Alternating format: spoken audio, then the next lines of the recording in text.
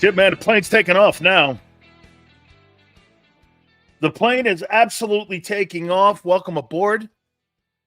Happy Football Monday. We always start the program out with Big Sills, and it is a big week. It is a big week. By the way, crazy times right now in our country. And we're very proud that you come here for at least a couple hours to get away from some of the stuff that's going on in the political world. So we're not going to bog you down with any of that bullshit. You get enough of that each and every single day. So today, we got stuff, again, to get you out of that. Because, look, dude, I want Republicans and Democrats in here. Unlike some places, I want you guys all in here. So to sit around and talk a little bit of the politics and the political things that went on this past weekend, it's counterproductive. We're just proud that you guys chose us. With all the vehicles and all the places that you can go, you choose us. And we can't thank you enough, man. We just can't thank you enough. As I said, we're on the runway. Tomorrow, they show up to training camp. Many teams, including the Eagles, show up to the NovaCare Center, and they start their journey to see who will become the next NFL champion. I mean, the journey starts now. By the way, just because the roster that you see on paper on July 22nd, how many times have we ever said this? I mean, hey, 2022 or 2022, we saw one of the best rosters in Eagle history. And we saw it from day one, and we saw it the final game in the Super Bowl. Very rarely do you see stuff like that. So you're not really going to see that kind of stuff. Hey, Prince, right, dog. Let's get away from that for 4 hours. Right? Let's get away from that stuff for 4 hours here. I want to start the program out by doing this. I saw John Harbaugh made a comment. He was asked a question. By the way, Angelo Cataldi will be with us at 3:30. The legendary WIP host will be with us. Last time he was on, fireworks were shot across the bow, numerous topics. He will be with us at 3:30, the legendary sports talker. Xander's moved up in the rotation. We are putting him at 4:30. So, but I want to get back to John Harbaugh. He was asked a question about Lamar Jackson. And I love this. And I'll ask you a question about Jalen Hurts and Nick Sirriani and kind of try to tie that in. So he was asked a question about Lamar. He said this: our number one objective here in Baltimore is to make Lamar Jackson the greatest player in the history of the position that the NFL's ever seen. That is our objective, is to make him the greatest player that's ever played the quarterback position. We think he has the capabilities, and we think he has all the intangibles on being the greatest quarterback in the history of the National Football League. At first, you would go, man, that's a lot of hyperbole for a guy that's 2-4 in the postseason. But then you think about it. What do you think John Harbaugh's doing there? He knew that playoff loss to Kansas City in the AFC Championship game was heart-wrenching to him. That's more of a mindset thing. John Harbaugh wants him to think, Hoss, reach for greatness. Just reach for greatness. We'll deal with the rest. Do you think he really thinks that he's going to win 7 Super Bowls and he's going to be the greatest player in the history of the National Football League at quarterback? Probably not. But you know what he does believe? That guy will take that mindset and those comments that he made about his quarterback. Lamar will take that and go, well, the organization and my head coach believe in me. And I think it's more of a mindset thing. I think it's coach's corner kind of stuff. The coach is telling the player, I'm with you in this.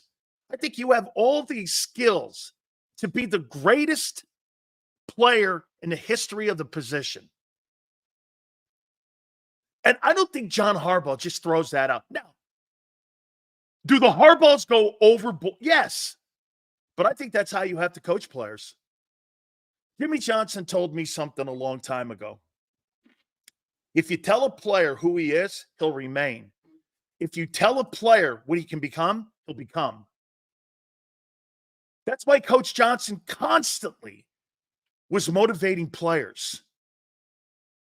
He was constantly trying to get the best out of you. That's what made him a great coach, was his ability to be able to psychologically motivate you. You may not be that guy, but he had you thinking that you were that guy. Now let's take that over to Nick Sirianni and Jalen Hurts. Jalen Hurts at no time in his 3 years with Nick Sirianni has ever endorsed him. That's my coach. That's my guy. Hey, I love playing for the guy. I've really enjoyed playing for Nick Sirianni. Hey, he can't even answer a normal question about what his job title is. Does Jalen Hurts have to endorse Nick? Is it important? It just seems that all the great quarterback and head coaching relationships, they seemingly endorse one another. And they're all on the same page with each other. John Harbaugh and Lamar Jackson are in it together, it seems. Andy Reid and Mahomes and Zach Taylor and Burrow and LaFleur and Love. Contract issues going on in Green Bay right now, part of the game. Is it important that Jalen Hurts has to endorse Nick Sirianni? Is it important that you have to have that and that endorsement? I think it is. I think it is because it tells everybody else in the locker room, whether you believe it or not, at least you're in the fight together. Okay? Pat Riley stuff. He was the best at managing million-dollar personalities. He sure was, Charlie. And I'll even give that to the guy in Chicago, too, Phil Jackson. I think Phil was great at that, too. Phil can't build a team to save his life, but you know what he can do? He can spin the saucers in the dishes, and he knew exactly what buttons to push. Pat Riley is one of the greatest coaches at motivating superstar players like Magic Johnson and Abdul-Jabbar. No doubt about it. You had to have a personality like Pat Riley. I mean, right? No need to endorse a guy that will be fired before the season ends. I think you have to endorse him more, senor. You don't want to go into a football season with any kind of notion that you're not on the same page, do you really? Would you like to go and do something with someone that you know in your heart you don't have any respect for, but some of the players are looking to you for leadership?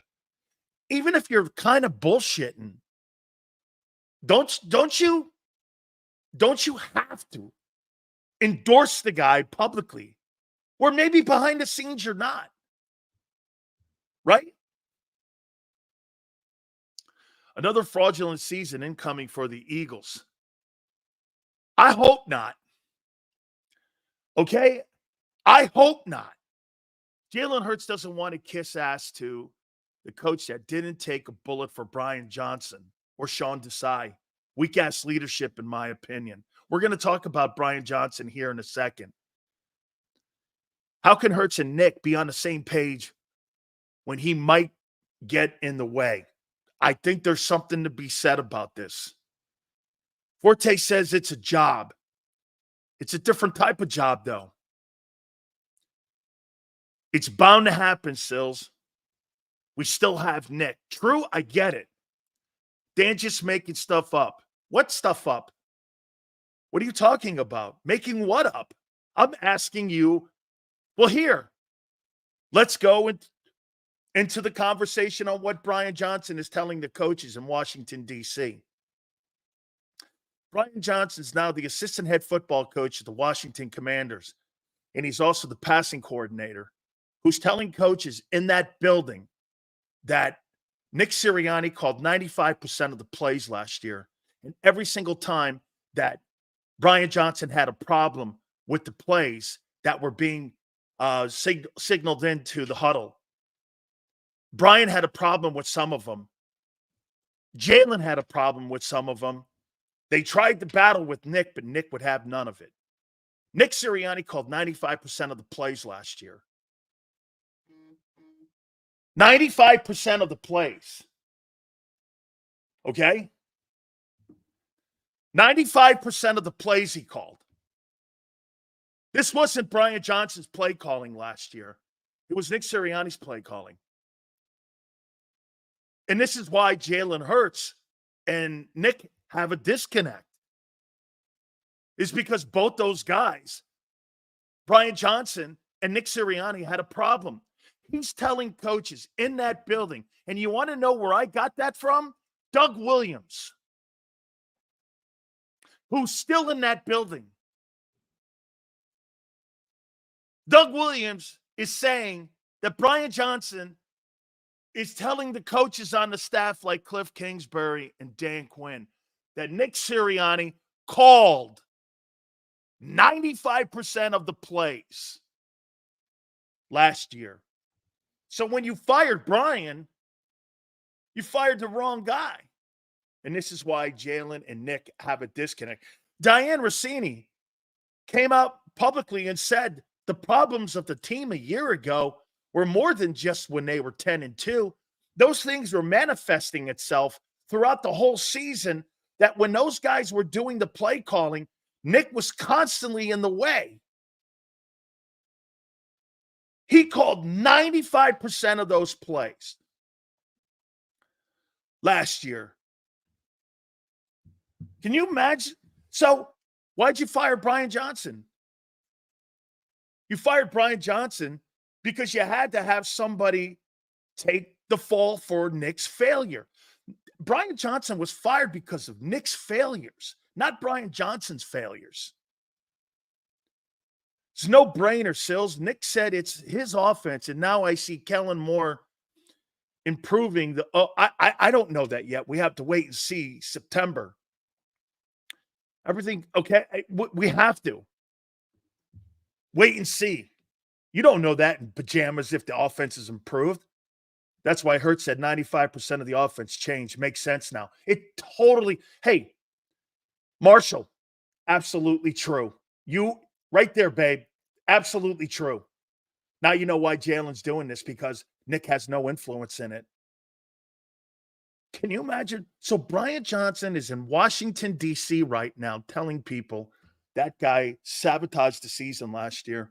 Then every time we had play calling that were going to be conducive to how Jalen was going to play, he came in and called something different than what Jalen and Brian Johnson wanted.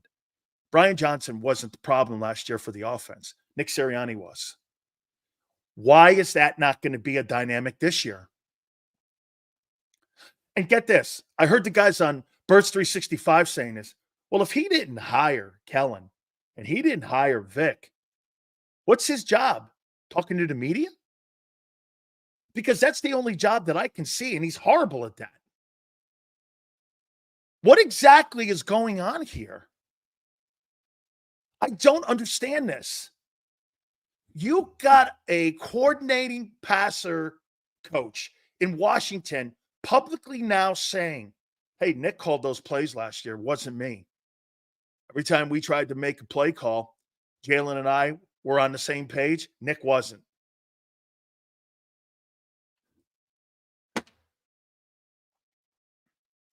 I said that Nick kept mentioning my offense throughout this whole season, and he didn't know how to adjust to anything. And that's why they caught him in the back end of the season. Prince, you're dead on. That's why they caught him in the back end of that season. Daniel, Big Sills, happy football Monday, brother. Truth, justice, in the Big Sills way. God bless America. No question about it. You're watching the game last year. I didn't see Nick with a play sheet in front of him or him talking in the mic much. I did. I saw him with papers in his hand last year. Dude, you got Brian Johnson Diane Rossini came out and said there was a conflict last year. She's a pretty reputable person on covering this league. And she came out and said this stuff was manifesting all year long, that they were butting heads, Jalen and Nick. Diane Rossini said this. I didn't say this. Said that she even said he was calling in the majority of the plays. Now, did Jalen Hurts go in the offseason with his agent and say that we don't want Nick involved in the offense? Maybe. I don't know that. I don't know that. True story. Welcome to Philly. I've been a Philly fan since Dick Allen and Richie Allen. Been around. Brian Johnson spoke facts. James Jones. I completely believe Brian Johnson. Do you think Lurie told Nick to let the coordinators call plays or else he's gone? I do, Martin.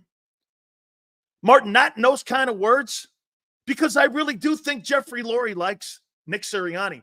I think Xander, you said this. I think Nick is more of a Jeffrey Lurie guy than a Howie guy. Because I don't think Howie wants to get tied into any coach where he likes him too much. Because he may have to blow him out. Okay? He may have to fire him. He never had a chance. Messed up for Johnson. It was picking. Brian Johnson never had a chance to become a really good coordinator because what they did was they had babysitters. They got Patricia for Desai, and Nick was the babysitter for Brian Johnson. You had two coordinators on both sides of the ball. You had Matt Patricia last year for Desai, and you had Nick for Brian Johnson. You had too many roosters in the hen house. It's totally the issue, man. Thank you, Marshall. I appreciate it, brother. I'm going to continue to pound the table. Nick has to go and will go. They couldn't do it this year because it would have made Howie and Jeff look bad. Nick is gone. Hey, I agree with Xander. They have a season where they put up 11 wins, 12 wins. They get to an NFC title and get beat. And the quarterback looks a little better. They're not firing him. 4 straight years, he'll get an opportunity to coach somewhere else. Maybe Nick Sirianni's a better coach somewhere else without having all the strings attached to it. I don't know. First year, Nick, if you watched the games Nick called, you'll notice the same scheme they ran last year. Prince, amen. They were 2-5 in that process too. They were 2-5. And that's why, hey, Prince, that's why I say this to you. You know, when Nick is in charge of the offense, if you think about it, he's 13-11. With that talent on the team, when he's calling plays for the Eagles are 2 games above 500. When other people are calling the game plan, like Shane Steichen, the football team is winning. What's the common denominator here is Nick. So my question is, how are they going to overcome that going into the season? Is Jalen just going to ignore Nick? How can you do that? Especially when he's an offensive guy and he was hired to be that guy. I think he got a dilemma. Now, do I think Nick's smart enough to step away and step back? I do. John McMullen did a really good piece, I think it was 2 weeks ago, in the political angle and the political angling of Nick Sirianni in this process. He's pretty smart. He's not going to let his ego get him fired. Where Doug got his ego got himself fired. You understand that that's the difference between Nick and Doug. Outside of the Super Bowl win and the Super Bowl loss. Doug's ego got him fired. Nick's lack of ego in that situation kept his job for him. Okay? 20 minutes in and it's raining? No. This goes into preparing for the upcoming season when you have pretty much the same dynamic working here, or maybe you don't. It's something to keep an eye on. It's not raining. You won 11 games having all those bumps and bruises a year ago. See, once again, 11-17 doesn't get it. You're right here. And when you're right here, the littlest things can take you off the train and take you off the rails to you not winning a Super Bowl. He doesn't get it. Everything has to go perfect this year for the Chiefs to be a three-peat. Why wouldn't every fucking thing have to be perfect for the Eagles, for them to get back to the Super Bowl? You make it sound like you can overcome shit. They couldn't. No NFL team really can overcome bad situations in your own locker room. You have to fix them. You have to overcome them. You have to change things out. Hey, what are the number one things? You want to hear something that Howie Roseman did that's pretty remarkable? Because he thought that Carson Wentz was such a cancer in the Eagle locker room, you know what he did? He paid $38 million to get rid of that guy off his football team and out of his locker room. $38 million went to the cap. It was dead cap money that year when they sent his ass to Indianapolis. $38 million or $34 million, whatever it was, to send that guy's ass away. That's how bad the locker room, according to Howie, was. Hey, was it the right thing to do? Absolutely. They got a 1 out of it, and I think they even got a 3 out of it. It was a good thing, yes. He did. That's right, Lamar. But it was worth it to him. Okay? It was worth it to him to fix that dynamic in the locker room. Hey, I'm going to eat this $34 million. I mean, Howie was the first to do it because then the following year, Matt Ryan had a $38 million cap hit against the Atlanta Falcons, and they ate that shit.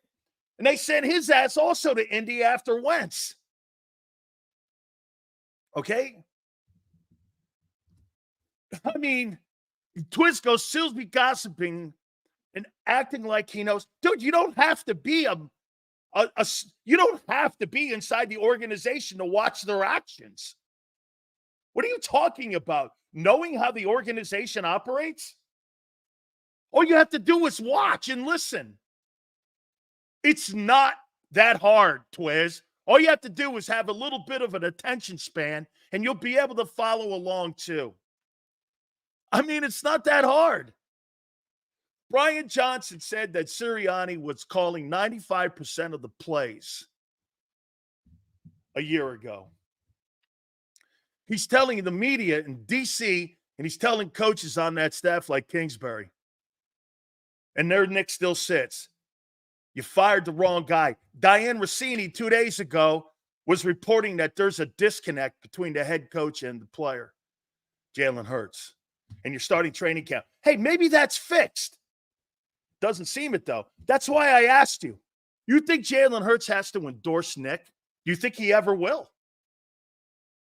I've never heard him say one positive thing about Nick Sirianni in his entire time as a Philadelphia Eagle.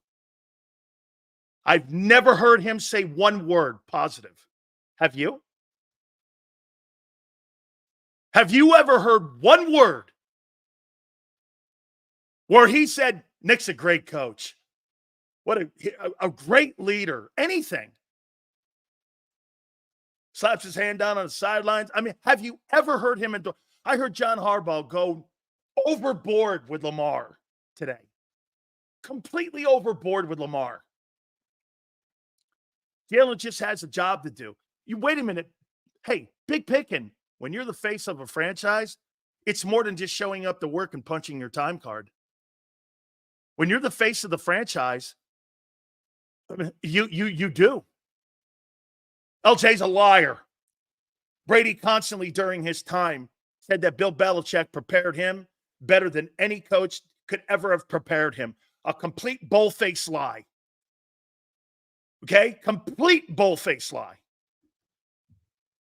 Completely. And even after the fact, when he didn't have to. Brady constantly threw praise at Belichick being the guy that prepared him and developed him into being the player that he was. even while he was playing in New England. Bull-faced lie. Nobody prepared him but Belichick. Okay? The play caller was Josh McDaniel or Bill O'Brien. But the guy who prepared him on what he was going to see on pre-snap reads was Belichick. Absolutely. Yeah, praise them. Okay, dude. We'll agree to disagree. Okay? He's the guy playing war games with him. This is what they're going to do on 3rd and 10, plus 20. This is what they're going to do on 2nd and 8. This is what they're going to do. Show me what you're going to do with a blitz. We're going to bring a man blitz. We're going to bring someone off the seam. What are you going to do, Tom? Well, we're going to punt. How many times did you see Belichick at the end of practice on a Thursday telling his guys, remember something, guys, 3rd and 7, remember something on onside kicks. They had rules. You couldn't reach out with one hand near the end zone at any time. That's why you never saw fumbles in the red zone with the Patriots. They practiced all these things. There was one guy who did that. That was Belichick going over the little things. It's why you never saw the Patriots losing games because of the little things. They practiced them. They harped on them. And the organization, but by the way, once again, Brady had nobody on those teams. So everybody feared for their jobs. There were no superstars like the Eagles have. No superstars, but Gronkowski on offense and Tom Brady. That's it. Angelo Cataldi at 3:30 will join us. Jalen takes care of business on the field. End of story. Well, we'll see. Okay, we will. It's crazy how y'all mad because he wasn't kissing Nick's ass. Maybe he knew more about Nick. Did you ever think of that? Hey, Spa, after all the coordinators that he has been through, Steve Sarkisian and some of the coaches that he had, like Lane Kiffin down at, you think Lane Kiffin knew more about offense than Nick Sirianni? I do. I think Lane Kiffin is a great play caller. I think Steve Sarkisian's a great play caller. I think Bill O'Brien's a pretty good play caller. He's not a manager, and that's what undid him in Houston, was that he started making decisions with all that BS when it came to personnel decisions like the Andre Hopkins move. Okay, but at the end of the day here, okay, I mean, okay, I swear you make you BS in your head and try to spoon feed these TikTok brains. Hey, Twiz, you believe that's a you thing, dude? Why would I, Twiz, why in the world would I spend 4 hours sitting on here fucking lying to somebody I don't talk to actually, but types? You ever think of that? Why in the world would I lie to you? I have no reason to make shit up. You've seen the people that come on this program. All I have to do is call Cliff. All I have to do is call Doug. And the majority of these people have been on the program. I could call Tony Dungy at any time. I asked Bruce Arians, who's been on 5 times, above Devin White. And he told you. Why in the world would I really sit here and spend 4 hours lying to you? Why? What is the point? I mean, I don't lie to anybody. You know why? I haven't met a lot of people that I want to lie to. I'm just not good at it. I'm just not good at it. New England didn't win by deflating footballs and stealing signals from opponents. No shit. They won because of great coaching and great preparation and great recruiting of players and situational players. Hey, you know the difference between the Patriot dynasty and the Philadelphia Eagle roster? They signed the right players. You signed the big name players. Same thing with Kansas City or with San Francisco. You got big name players, both rosters. You got nothing to show for it. You got nothing to show for it. Kansas City and New England, you guys are like this. Oh, wait a minute. They got Brady and Mahomes. Yeah, nobody was sold on Mahomes. Obviously, nobody was sold on Brady. Those organizations made the right personnel moves, and they developed their quarterbacks. You haven't developed a quarterback in 25 years. Who are you talking about? You know how many quarterbacks Belichick has developed in the last 24 years? You want to hear something? Look at it. There was a time frame 3 years ago. Jacoby Brissett was starting. Jimmy Garoppolo was starting. Brady was starting. Mac Jones was starting. Let's see who else. You had 4 quarterbacks that he drafted, not one of them in the first round but Mac Jones. They were all starting on NFL teams. You want to know what a quarterback factory is? This guy finds Matt Castle in the 7th round. Never started a down at USC. And he goes on and wins 11 games when Brady hurt his knee. Then he goes to Kansas City and wins a division title. That's called developing a player. It wasn't just Brady he did. Jimmy Garoppolo got a $28 million deal and took a team to the Super Bowl. Where did he get that knowledge from and that start? He got that in New England under Belichick. Where'd you think he got that shit from? Okay? Hey, by the way, I'm not even talking about the GOAT. I'm talking about marginal players who are still in this league that he drafted. You don't have one quarterback outside of Carson Wentz who has been floated. You got one first rounder that's now a journeyman, and you got another guy who has to have a big year to save face. And this guy's drafted guys in later rounds, and they're starting in places. Remarkable. That's how you develop the quarterback position. You say whatever you want about him having Tom Brady. What about the other guys he won with? Look, guys like Chris Hogan were catching footballs and not having to worry about busts like Jalen Reagor in New England. Here are facts. Our defense performed poorly. And the offense, despite its talent, struggled throughout the season. The play calling in critical situations was too basic. It was Nick. That's what Brian's saying. Okay? That's what Nick is. That's what Brian Johnson's saying. Every time we had a game plan, Nick would shred the game plan and interfere in the game plan and call a different play in situations throughout the year last year. And this is why the quarterback and him, I hope that's resolved. But guess what you know what the Eagles and how they decided to solve that was? You know what they did? They decided to set and send each guy to separate corners. Nick, you're not going to have anything to do with the offense. And you're going to be kind of like an overseer. Quite frankly, he's not. He didn't hire these guys. You know, it would have made more sense like a John Harbaugh or Mike Tomlin if Nick actually had any of hiring of these guys, but he didn't. This is why this dynamic going into training camp is going to be interesting to watch. Listen, do I think they could have resolved this for the best and for the betterment of the team? Yes, I do. I think they could have all worked at it, had it come to, hey, could it be possible? Now, I'm guessing here.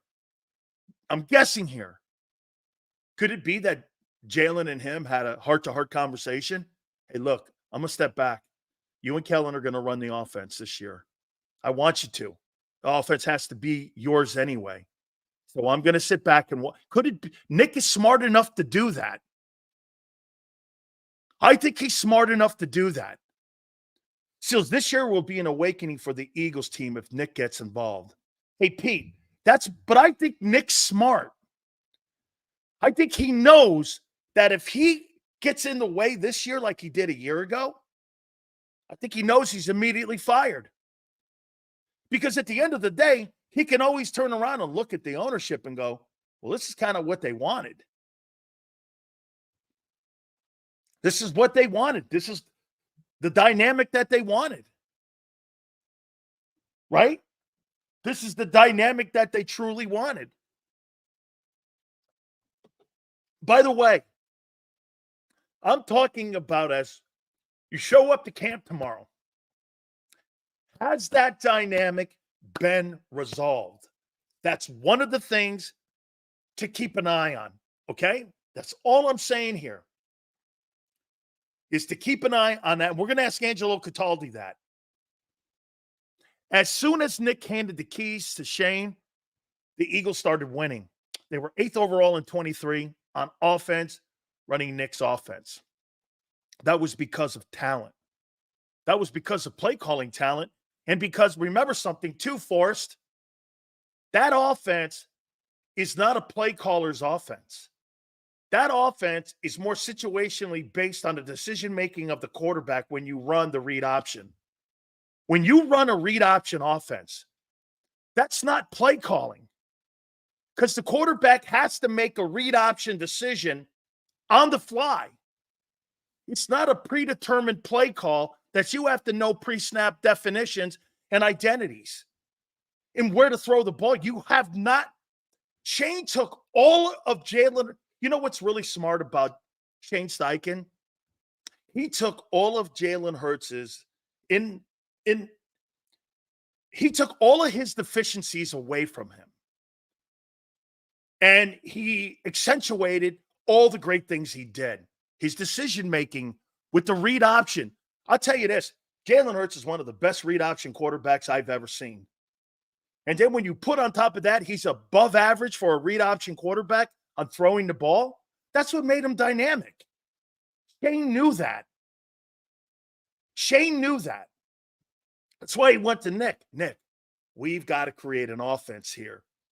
What was wrong with Nick Sirianni's offense last year? That offense was based on Phillip Rivers. That looked like Phillip Rivers' offense in San Diego. That was Phillip Rivers' offense. I saw it. I covered the team for 5 years. When Nick was the wide receiver coach and Frank was the OC with Mike McCoy. That was an offense set up for Phillip Rivers, not Jalen Hurts. Jason says too much throwing. Absolutely. Not enough in-game RPO and read option stuff that accentuates the quarterback skill set. Hey, why are passes more wide open in 2022 than they were in 23? Because people had to stay at home. Jalen didn't have to be exceptionally accurate in 22. You know why? They feared his legs. And those passing routes had more space for the receivers to get open. That's what made those routes and him look. Get this, he threw for more yards and had more touchdowns. Had more completions last year. But did he look like 22 with lesser passing attempts, lesser completions, lesser touchdowns? No, he looked better. Why? Because they were more effective, because the routes were better. Because Jalen's decision-making was great. Jalen Hurts can't have someone tell him to have a pre-snap read because he can't do it. But Jalen Hurts can do this on the fly on a read option play. He'll make your quarterbacks look like you're stuck in cement, just like he did Fred Warner. He made Fred Warner look like he had 2 left feet or Mozzie Smith. Okay? He was just great. And dude, I thought he got better as the season went too in passing. In 23, I thought he got worse as the year went on. I did. Nick needs to study Kellen Moore's play calling in various situations. This could be a learning year for him. Prince, I think it's going to be a learning year. I totally think it's going to be a learning year. It's completely. Could you imagine if Doug was still our head coach and Shane was our OC? Talk about a dynamic in making for Hurts. Hey, I'll say this, Devontae. The one thing you have to look at, though, when you have success like that, Shane Steichen was earmarked to be a head football coach. And I can't wait to watch Anthony Richardson in Indianapolis. By the way, they got a really good offensive line. I think they've done some nice things in the draft. You know, they get Jonathan Taylor back healthy. I think Indianapolis is going to be an interesting ball team. If that quarterback can give them a Jalen Hurts 2022 season, Indianapolis is going to be a Final Four team because they got the personnel to do it, especially on defense. Their front seven's pretty decent. Getting home and one of their corners is probably an issue. You know, they put a guy on the other side of Michael Pittman. They got a good old line. Their young right tackles coming around. They're going to be a pretty good football team. Okay? Eagles offense should be no worse than 5th overall. Talent is there, and the real play caller is there. Kellen is good. Hey, Forrest, I don't care about where they're ranked. I care to win games. Okay? See, what was the cool thing about the way that New England went about their business and how they won football games? What up, Maniac? You know what was great about them? One week Brady would throw for 128 yards. The next week he'd throw for 428 yards. And it was every week was a different chameleon. Every week was different. And whatever and however it rolled out at the end of the year, if Brady had 5,000 yards or 4,000 yards, it didn't really matter to him. It only mattered that game, we need more of me in this versus let's jam this square peg in a round hole. Some coordinators want to put up big numbers and big scores. Some coordinators want to win ball games. There is a difference. They weren't trying to put statistics up in New England because they never paid you on them. They were trying to put wins up in New England. And if you thought you were going to get paid on your numbers in New England, they moved you. Randy Moss had 2 great years up there, I think it was. Then they moved him. They're not going to pay you like that up there. Especially when you have Brady, like Kansas City. It's not paying Snead, not paying Tyreek Hill. They're not paying those guys because they don't have to. They have a quarterback who can throw them out of trouble. That's the key. Hey, can Mahomes be beat? I think he can. Got to have the play caller, an effective quarterback, a good old line, halfway decent defense. And I think you have to have a really good coordinator on defense. Okay, I do. Still, speaking of Shane, he made Gardner Minshew a Pro Bowler with his offense. Gardner struggled under Nick's scheme. That's really a great take, too, because, like you said, after what's-his-name went down, Anthony Richardson, this guy was in the Pro Bowl with Jalen Hurts last year.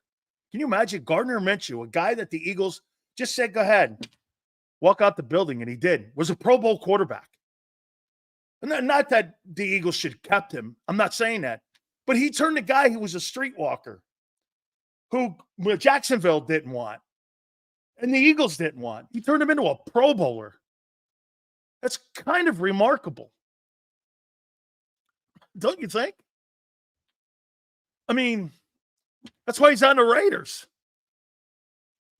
Gardner did all right against the Cowboys in 22, but the Saints game, he's terrible in that game. But if you remember, Farce, they ran the RPO offense with Gardner Minshew in that game against the Saints. And that had to be a little bit, maybe a nick, because they never ran a read option offense in Indy with Gardner Minshew. When Gardner Minshew got the starting gig after Anthony Richardson got hurt, they went more to a pro-style drop-back quarterback stuff. Shane's a smart guy, man. He is a smart guy. He knows what he's doing with quarterbacks. He looks at that guy's weaknesses and coaches it from the weakness, not from the strength. This is what he can't do. So we're not doing it. This is what he doesn't do well. So we're going to effectively try to coach around that. He coaches around the players' inabilities versus trying to look at what they do. See, how many times have you guys come on here and you say, well, I think Kellen Moore is going to get the best out of him. I want Kellen Moore to get away from the worst things that Hurts does to create those turnovers. That's what I want him to do. Let Jalen be Jalen. Let him eat. So I want an offensive coordinator that's going to go, move him around in the pocket. Don't have him sitting back there like that. Have him rolling around. Roll him right. Roll him left. Roll him to his strength side. Roll him to his favorite side. Do something different. Use some motion. Okay. Put him under center. Fair enough. Do some things to help him overcome his inabilities. We're gonna talk about some of the things that I want to see fixed as you come out of training camp, getting ready for September 6th in Brazil. Okay? Eagles should have gone after Tyler Huntley. I love Tyler Huntley. I think Tyler Huntley is a ball player, and I think he could be a starter in this league anywhere. I really enjoy watching him play. Okay? Roll right out of the playoffs. Well, tell you what, sitting back there in the pocket and patting that ball and that blitz getting to him is going to knock your ass right out of the playoffs. Okay, Sills, you just dropped the jewel. That's the disconnect. Nick want to look good winning. They got away from what they made them great. Maybe that's why Hurts looks so frustrated. Right. That's exactly what, hey, they were 8th last year in offense. And everybody came away with that going, man, did that look like the 22 offense? And get this, it was lesser. And everyone had career years. You had more guys with career years in 23, and it looked worse than 22. Why? Because you weren't putting teams away. You weren't jumping out to those giant leads. You weren't inflicting your will. You kept everybody in the ball game. It's like a heavyweight fighter not throwing his right hand and just going in there and being a jabber. Why would I throw the jab when I have one of the greatest knockout punches of all time? George Foreman, who came on this program, will tell you, I'm not looking to win rounds. I'm looking to win the fight. I'm not in here trying to win round 1, 2, or 3. That's not what I'm doing. I'm trying to win the fight. I'm going to catch you somewhere in the ring. 4th round, 7th round, 10th round, like Michael Mora. I'm going to catch your ass. And he does, and he did. That's how you knock teams out in the league. I'm not trying to win the first quarter. I'm not trying to win the second quarter. I'm trying to win the game. Okay, I'm trying to win the ball game here. Defense was a joke. Couldn't tackle for shit. Okay. Well, blame Howie. Blame Howie on that. You hired a shitty coordinator and you hired shitty personnel. What else is there to be said? 2 things happened at once. You got no pass rush. You couldn't tackle. You addressed no issues. By the way, you want to hear something crazy? Xander brings this up all the time. Do you know who one of the top 3 linebackers is right now that's favored to win the All-Pro selection preseason? Is TJ Edwards. TJ Edwards is one of the top 3 players predicted to make the first-team All-Pro team. And what's crazy is you didn't have to draft him. You DFA'd him, and you developed him, and you said, no, I think the Kobe Dean's better. All you need to know about Howie and how he looks at the linebacker position is that decision. Why in the world would you think that Nakobe Dean would ever be the player Edwards is? When you know he'll never fulfill that. He'll never be the player, TJ. He may never be the player Kaiser White was. But you made that decision. Why? Because you drafted him in the 3rd round. That's not a reason to keep a guy on the team. That's not a reason to start him. That's not even a reason to play him. Well, what? Well, wait, Dan. When you draft guys that high, you got to play them. No, I don't. If I'm a coach and I got say on my team, I'm not playing a shittier player over another guy. But you're being a little unfair, Dan, because Dean gets hurt. He's a little undersized. Don't you think you should give him a shot? I think he has to earn his shot. I think he has to earn it. I don't think you're given anything. You have to earn playing time. You don't get it because you were drafted in the third. That's the ass backwards mentality of the Eagles right there. That's flawed. Well, Jordan Davis is going to get the first looks over Milton Williams. Why? He's the 13th pick. Is he more talented? Is Jordan Davis with more skill than Milton Williams? Yeah. How come Milton Williams is more productive? How come he's more productive? Because he actually lives up to his ability and skill set. He doesn't. He's more reliable, that means. And he's a lesser talent. You play that guy. I can rely on him. He's going to be there 17 weeks, and he's going to be productive. And he's durable, and he's not out of shape. And I like him. And he's versatile and willing to play in multiple positions for me. Nose, 3 technique, 1 technique, 5 technique. That's why Milton Williams is a commodity that the Eagles have. I said this to you. One of the coolest things about a guy, here's a guy that's never really started any kind of football in Philly, and he's a 3rd-round pick. That guy's not lost his value. You could easily get a 3rd-round pick, if not a 2nd for him. Pro Football Focus has him graded as one of the top defensive tackles for his amount of playing time that he had in the last 2 years. He's a good football player. Is he an elite guy? No. Is Hargrave better? Probably. But Milton is a pretty good ball player. He's going to play a long time in this league. That's a 10-year plus guy. Is he going to be a frontline superstar player? Probably not. But there's going to be a lot of defensive coordinators that like him. I like him. You know why? He's reliable. He's durable. He's productive. He checks all the boxes. He's a 500-pound bencher. He works at his game. He works at his craft. I like him.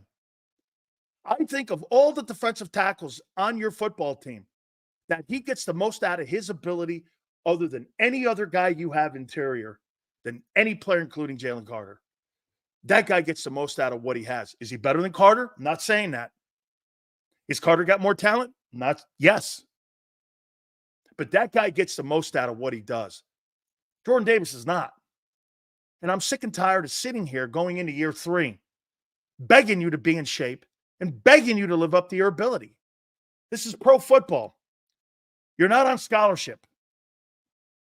It's time. You're either going to be this or you're not going to be this. And you're going to be defined by this. I'm not keeping you on my football team and giving you a contract extension and looking at you going, well, you've had a B career. That's kind of good. That's not good enough. The expectations for that player were high. And he's underachieved. Is he bad? No. No. Let's just take a look at this. Right now, you're in a position going into this camp where you're at a crossroads with Dean, who you took in the 3rd. Davis, will he live up to his potential? You don't know what Smith is. And you're going into camp. I heard Jeff Kerr say something about Nolan Smith playing well in the Buck game. That game was out of reach. That was garbage time. The Bucks had dismantled the Eagles mentally and physically. You went out there and played in a game, and you may have made some plays in a game that was so far out of reach. The Eagles were beat when they got off the bus.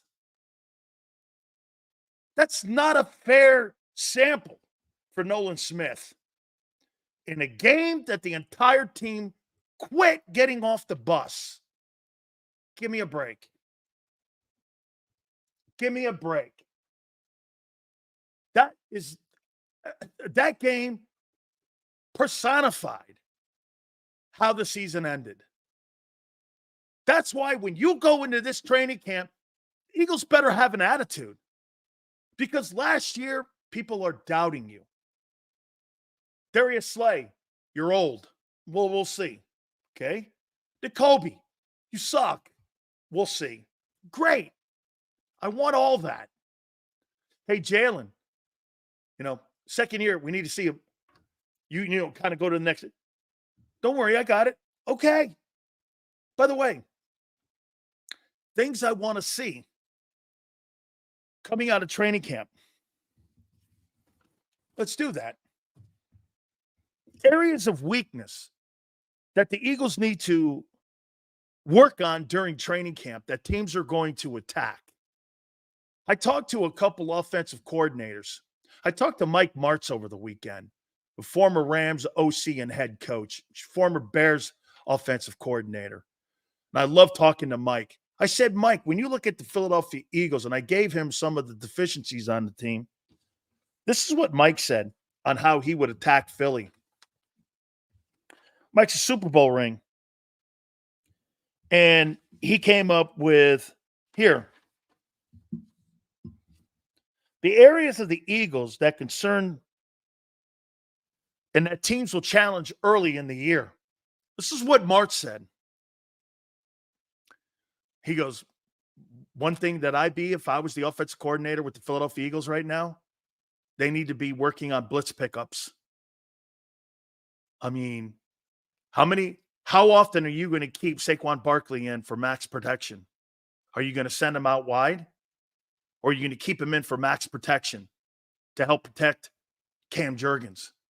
He said, keep an eye on Barkley being in the first 6 games of the year.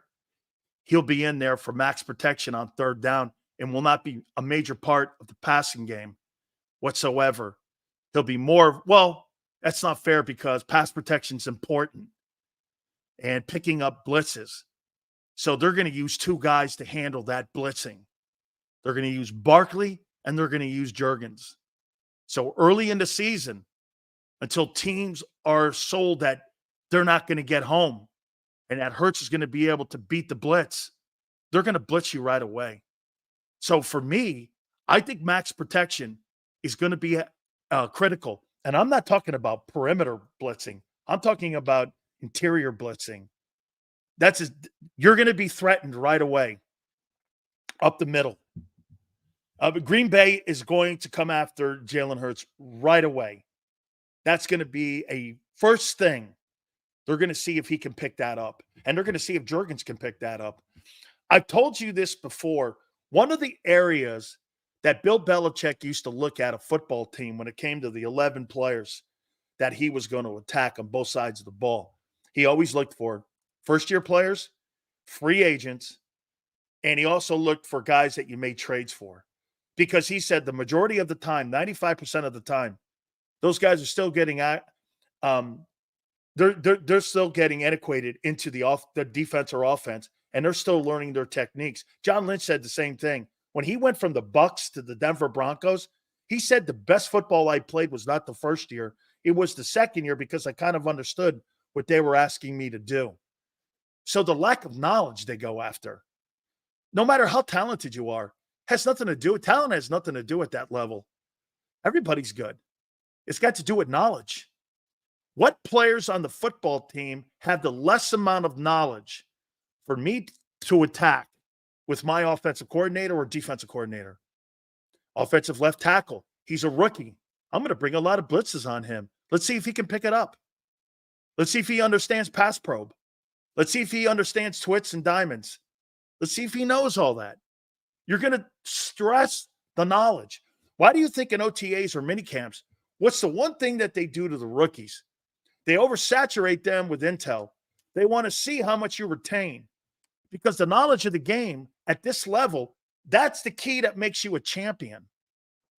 It's not about your ability. Hey, the Eagles have some of the greatest talented players on the planet. What's it to you if you can't get it across the finish line? Great. You have a bunch of really good seasons, and you don't win shit. And look, I think the NFC Championship's a big deal. I think winning the NFC Championship is a big deal. Is it the end all? Of course not. But I think that's a big deal. Very few teams get that far. Dan Marino got there twice, 1-1. Morton Moon, I think, got to a couple conference games, never won any. Jim Kelly got to 4 Super Bowls, didn't win any. Those conference championships are a thing. It's a big deal. It's a big deal. I think it's a big deal. You know, I talk about silver medals and shit. Still, that's a good accomplishment. No, it's not the end all. Okay? Okay? Damn, Sills. I had to search to find your live stream. 5-star. Sorry to hear that. Shit, all you got to do is just type in National Football Show and pops right up. I think Houston comes out of the AFC. Could. Depending on what they're going to do on defense and on that side of the ball. We can have a faster NASCAR, but if the driver isn't good, you're not going to win. Hey, Jason, I don't think you have to be Patrick Mahomes or Tom Brady to win a Super Bowl. Joe Flacco won one. I don't think you have to be those men. I really don't. I think, hey, it's a luxury having those guys. But I don't think – can Jalen Hurts win a Super Bowl? Yeah. Can Brock Purdy? Yeah. Can Jared Goff? Yeah. Can Joe Burrow? For sure. Can Allen? Yeah. All these guys can win. You're making that money because your team believes you can win a Super Bowl, not because you're better than Patrick Mahomes. Flacco did not win 2. Joe Flacco won once. Well, no, he didn't. He won 1. He was a starting quarterback. The other quarterback was Trent Dilfer when the Baltimore Ravens won. Okay? He was the quarterback. Flacco won 1. Flacco was the MVP, I believe, in that game, though. I think he was. Jordan Love cooked that defense when he came in for Rodgers. Jordan Love is a good-looking football player, and I think Matt LaFleur is doing a nice job with him. Okay, I really do. Watson in Cleveland, I don't know yet. I think, hey, Eagle fan, I think Deshaun Watson in Cleveland, I think this is a year for him. Hey, get this. Jalen's got to prove he's the guy from 22. Deshaun Watson has to prove the guy he was to get that $230 million contract. Because if he can't prove it this year that he's that guy, it could go down as one of the greatest and worst deals in pro football history. That could go down as one of the worst deals of all time if that guy doesn't deliver winning football to them. I think when he was in Houston, young Deshaun Watson, not that he's old now, he was electric, but he's got to show he can be that guy. Some of the things that the Eagles have to work on. By the way, Angelo Cataldi will be with us at 3:30 Eastern time. Oh, and Xander, Gary Cobb will be with us at 4:30. So we'll have Gary Cobb at 4:30. Maybe we could drop Xander in at 4 before Gary Cobb. We'll see. Dan Sileo, my Pittsburgh friends are telling me the Eagles are close to closing in on a deal for the TT. Thanks for reminding me that. Let me ask you this. Let's go here with this. Okay. I won't. No, I only keep him on for 30 though, Xander. Would you guys be interested in Cam Heyward? Wow. And by the way, it's true. You know why? I talked to Carl Dunbar. Here, Big Sills is reporting this. It's true. The agent for Cameron Heyward has been notified that they're taking calls to potentially moving Cameron Heyward, the Pittsburgh Steelers. And the Eagles have shown interest. And how I know this, my former teammate, Carl Dunbar. Let me show you a great picture of him and me, who's a defensive line coach for the Steelers. I had a conversation with him, and not to give too much away. I don't want to bury anybody here, but it's true. No, it's just not the Eagles too. Would this be somebody like an Ndamukong Suh kind of deal? Potentially, where you bring in a guy like him. I think Cameron Heyward is close to being a Pro Football Hall of Famer.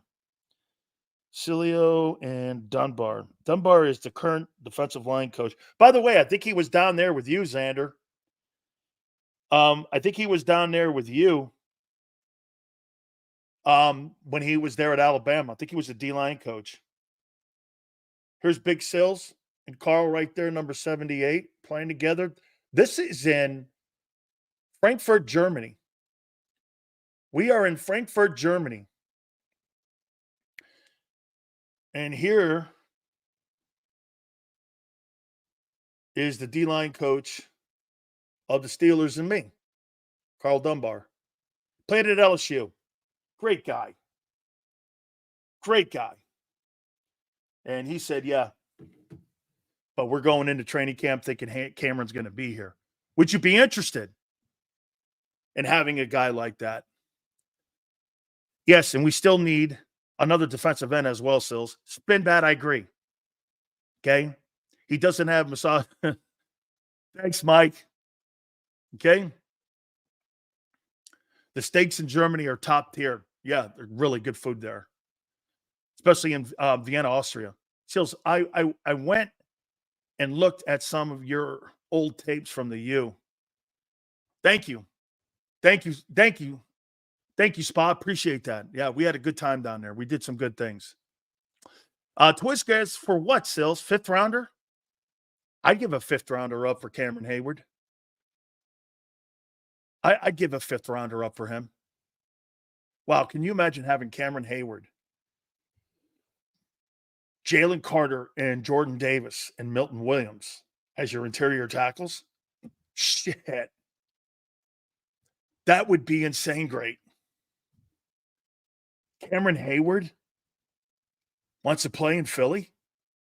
You know why? Right down the pike. He doesn't have to move his kids out of school. He doesn't have, dude, I don't think he's going anywhere but either the Giants or the Eagles. They probably want to get him out of they're not going to trade him to the Jets. They're not going to trade him to the Patriots because why would they send a guy like that to a shithole? And I'm talking about a team that's not very good. You're trying to get him an opportunity to win a Super Bowl. Cameron Heyward could get an opportunity to win a Super Bowl in Philly. He ain't going to win one in New York. Maybe Washington would be something. They're going to try to get him out of the AFC, but they're not going to send him to another AFC team. I don't think. The asking price is a second-round pick and a late-round pick. But that would be more than what Brian Burns got. Prince, that's way over the top. Brian Burns got a 2 and a 5. And he's 25, 26 years old. I'm not doing that for a guy who's 32. A 2? A second rounder and a fifth? The same asking price for Brian Burns? No way. That's way over the top. The Steelers are insane to think that. He's a good player. That's the asking price, Sills, and he's 35. Absolutely not. I'm not doing that. A 2 and a 5? Again, like I said, Brian Burns got that. That's what the Giants had to surrender to Carolina. No way. No way. Here's the second thing I want them to work on in training camp. And this needs to be identified during training camp. And hopefully it'll be resolved by the time September comes. You know, you're going to have to be able to come up with ways for Jalen Hurts to utilize the middle of the field. You have to get Dallas Goedert going.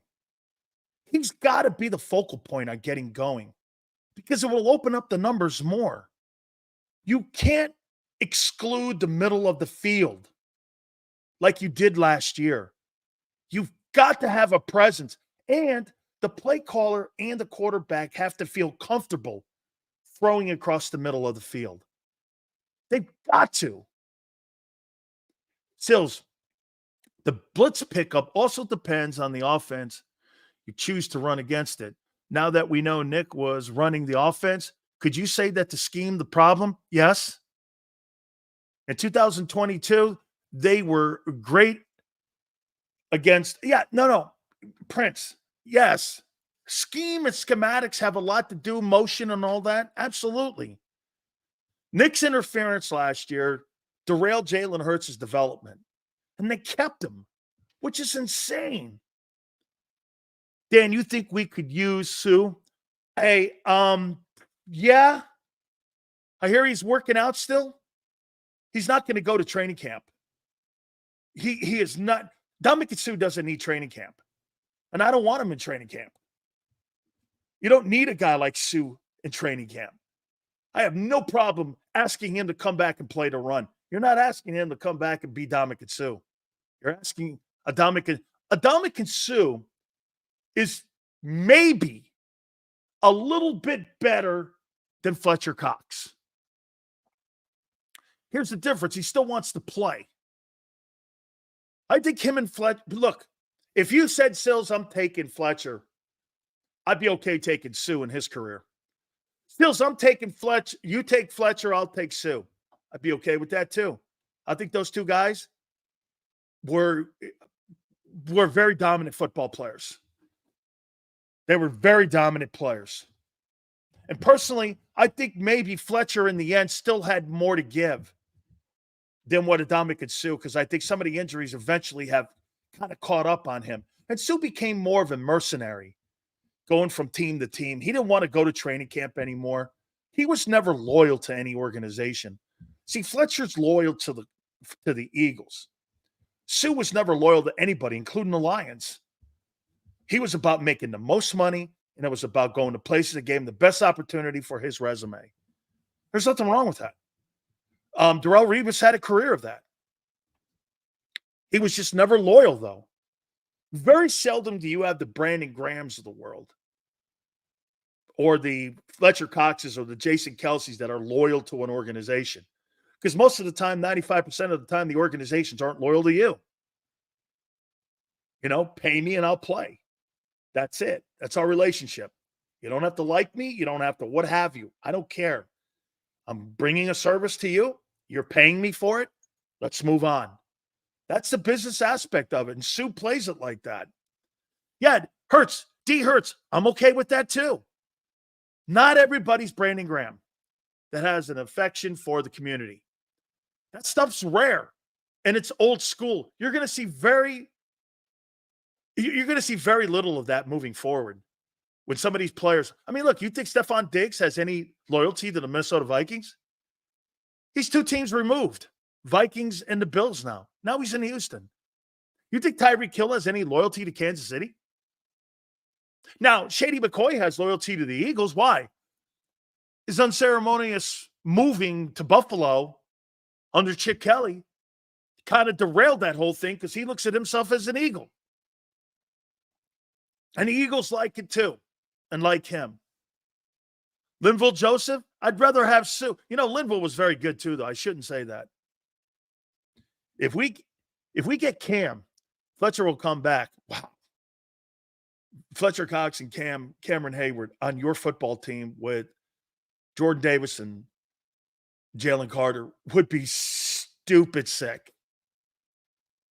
The amount of knowledge, the amount of football excellence, shit, I'd want to go listen. It'd be like a classroom at Villanova. Just sitting there listening to these guys talk.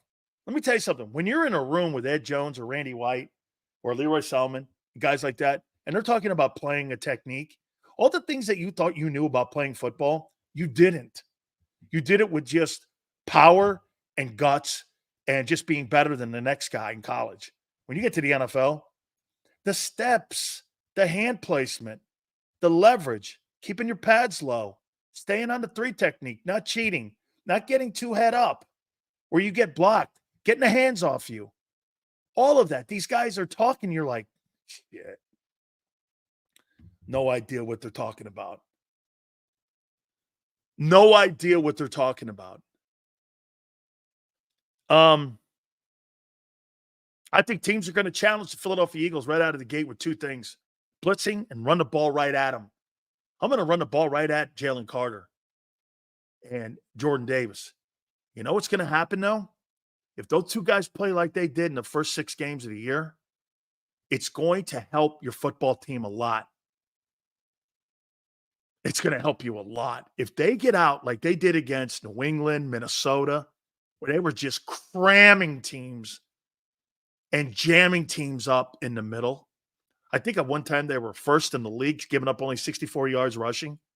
If they can get out to that, man, is that going to help your O and your back end and your linebacker play? If those two dudes get out like they did, Jordan Davis got out to a great start last year. And if Carter gets out to the same way, man. And you have Cam Heyward in there, whew, that's going to help you a lot. I'll tell you what, I'll be doing this. You add Cameron Heyward to your defensive tackle position, that moves that number up a bit for me. That moves you in the room a little bit more towards being one of the top 3 rosters. Okay? I mean, I still think that Detroit and San Francisco have a better roster than you because of your defense. But you put Cameron Heyward on that side of the ball, shit, dude, you've increased it multiple times by doing that. He is a great player. I played against his pop.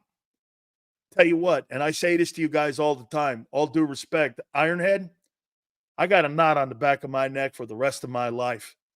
This guy gave me a pinched nerve, and I'm reminded of it every night to this day when I played against him at Pitt. He was a train. Unbelievable. 280 pounds, and he ran 4.5s.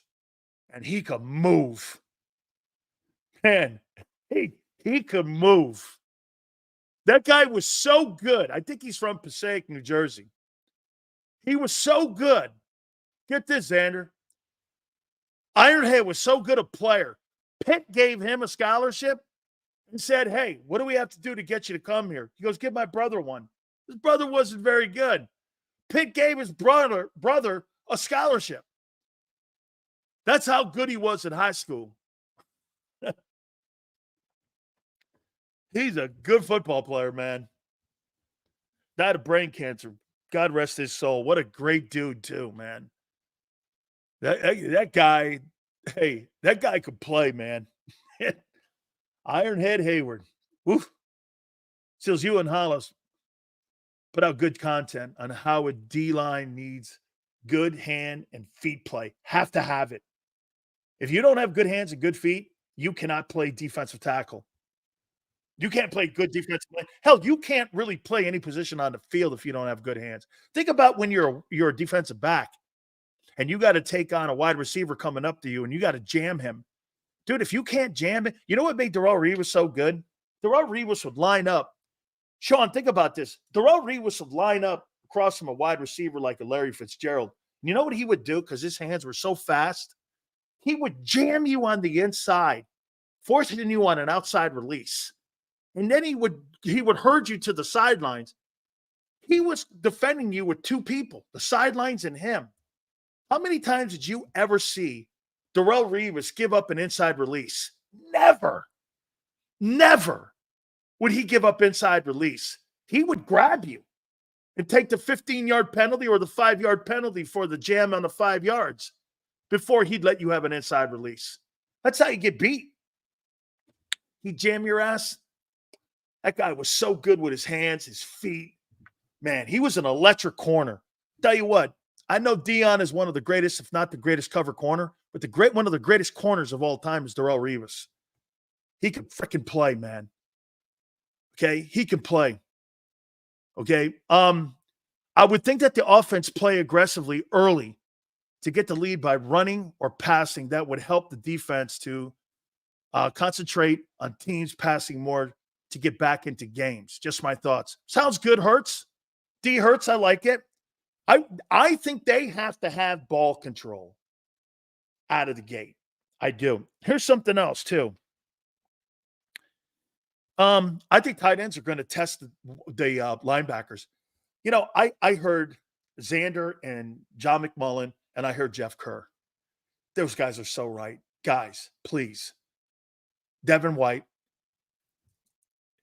is as close to not making the team as he is to making the team.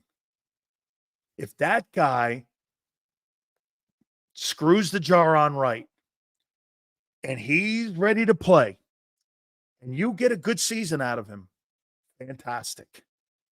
But just like John said, top flight all-pro linebackers don't sign one-year deals for $3 million. Remember, follow the money.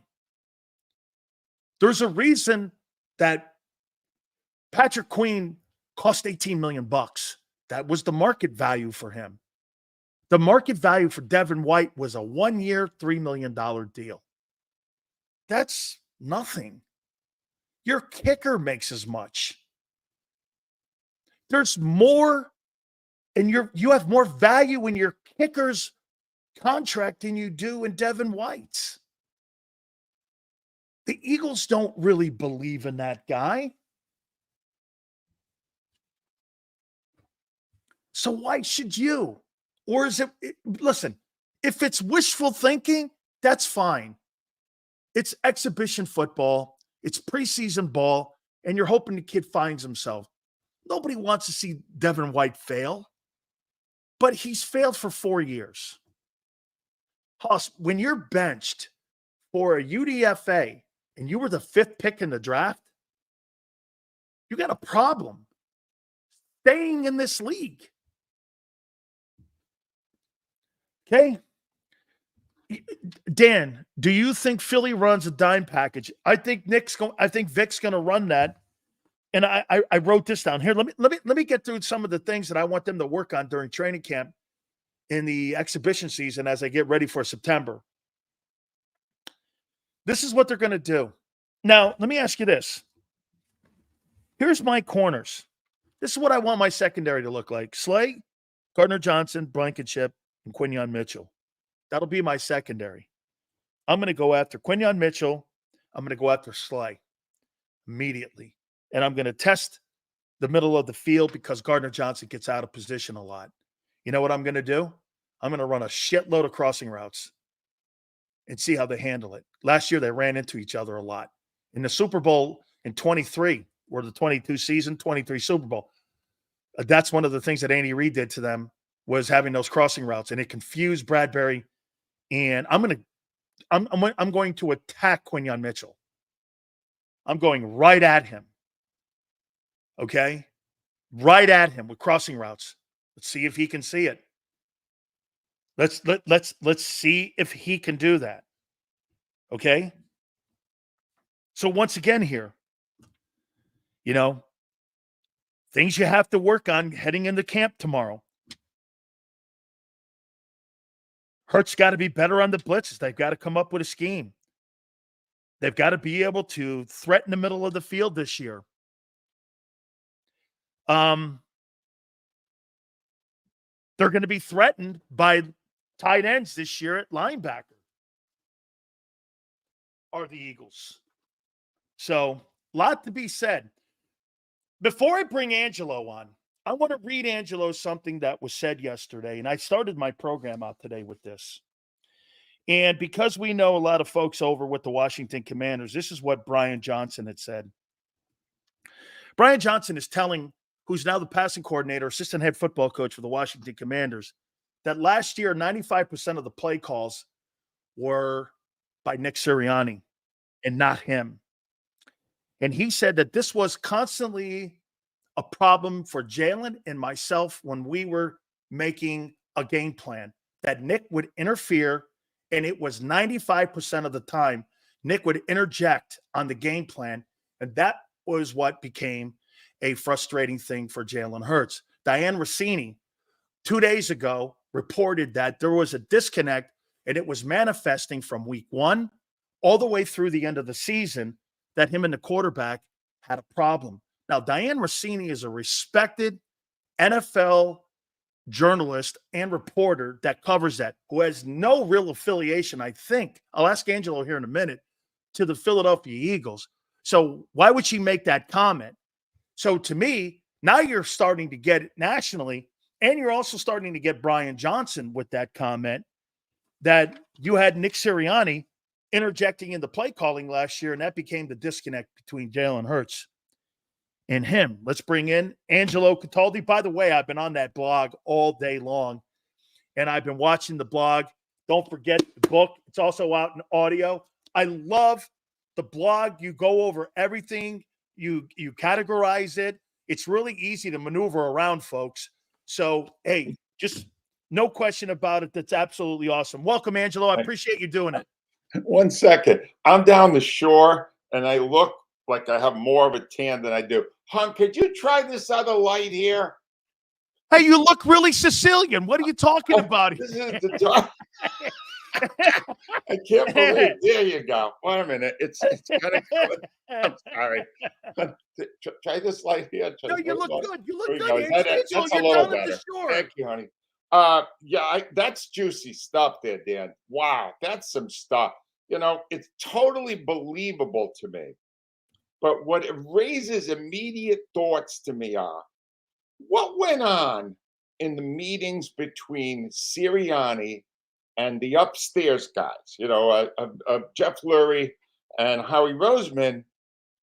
Did it come up in their conversations? And did anyone bother to ask Brian Johnson before he went to the Commanders how much of it was you, how much of it was him? Because it has always been my belief that Sirianni doesn't know what he's doing. I got to interview him for 3 years. He doesn't know what he's doing.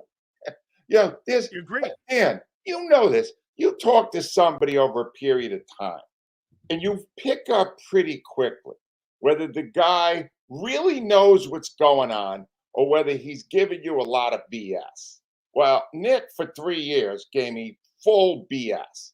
And last year was worse than those. He doubled down on the BS. So I actually believe Johnson, although Johnson has a vested interest in tweaking this to make it look like it wasn't his fault. But how would you bring, if this exposes the fact that Sirianni and Hurts are not on the same page? Does it look that way watching those games? How do you bring Sirianni back? What are you doing? You think suddenly you can bring another guy and tell Sirianni, don't talk to Hurts? How are you going to make that work? You can't make that work. And that led to this too, Angelo. I said this to, I'm like, John Harbaugh today, whether he believes it or not, came out when they're getting ready to go to camp tomorrow for the veterans to show up. The rookie's already there in Baltimore. He was like this. I love this guy has a chance to be the greatest player in the history of the NFL at quarterback. He is the greatest thing. I got to tell you, I think this guy. Now, does John Harbaugh really believe that? Probably not. But what he does do is he's giving his quarterback, that's coach lesson 101. Hey, I'm with you, kid. I'm on your side. Does Jalen Hurts need to endorse in any way Nick Sirianni? Because you know why?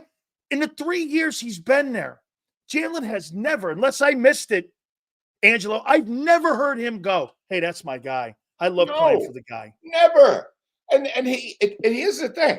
I've always seen this more from Hurts' side than Sirianni's side, because I go in knowing Sirianni doesn't really know that much. And Hurts has been hindered by the presence of Sirianni, in my estimation. Never more so than toward the end where they couldn't pick up a blitz. And Sirianni, if he really did have that much to say about those play calls at the end of the season, which I'm going to buy, he never fixed it. And he's back. Who brings back a coach who's not on the same page with the franchise quarterback? Whoever does that. It's nonsense. I don't get it. And do you believe this went on? And you said something about a month and a half ago that was maybe to the point right now. I'll tell you, Angelo, a lot of the things you say, end up coming to be to the forefront here. Because you said this guy's frustration one day is just going to come to a head where he goes, I'm out of here. Do you think in this offseason, he went to them and said, hey, look, it was very frustrating last year having him involved in the play calling. And that's why this year, when he was asked that question at that press conference, and he said, you'll have to ask him what his role is, because he didn't really know what the role was. But now that we hear Brian Johnson saying this guy was involved in the play calling, and it was frustrating for all of us. Do you think he went to the management and said, Nick's got to not be involved in this?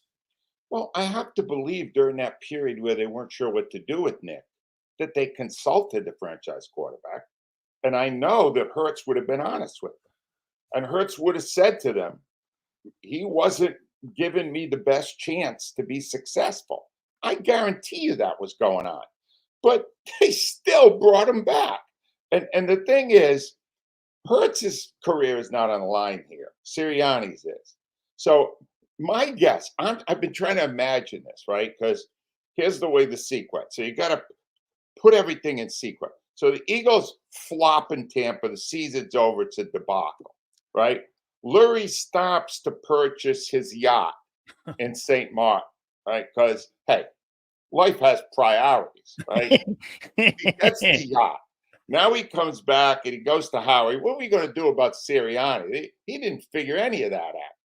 Let's bring him in. Sirianni sits down with them, Danny, and he goes, it wasn't my fault. There was a lot of stuff going. Johnson was terrible, and the other guy was.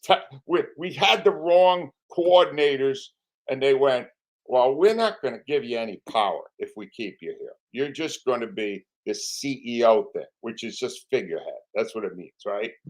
And Sirianni at that point agreed to everything he was asked to agree to, down to, washing Lurie's car, right? Like polishing Howie's shoes, all right?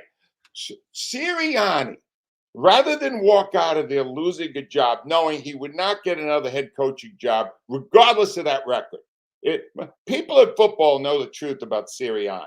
Even the numbers do not tell the story of Nick Sirianni. And Sirianni basically gave it all, pushed it all in and went, yes, yes, yes, whatever you need, I'll do it. Yes. And now basically, you know what he's doing? They're going to open training camp the next day. He's going to come out and he's going to talk to company line, and he's just going to give you nothing, and he's going to have no power.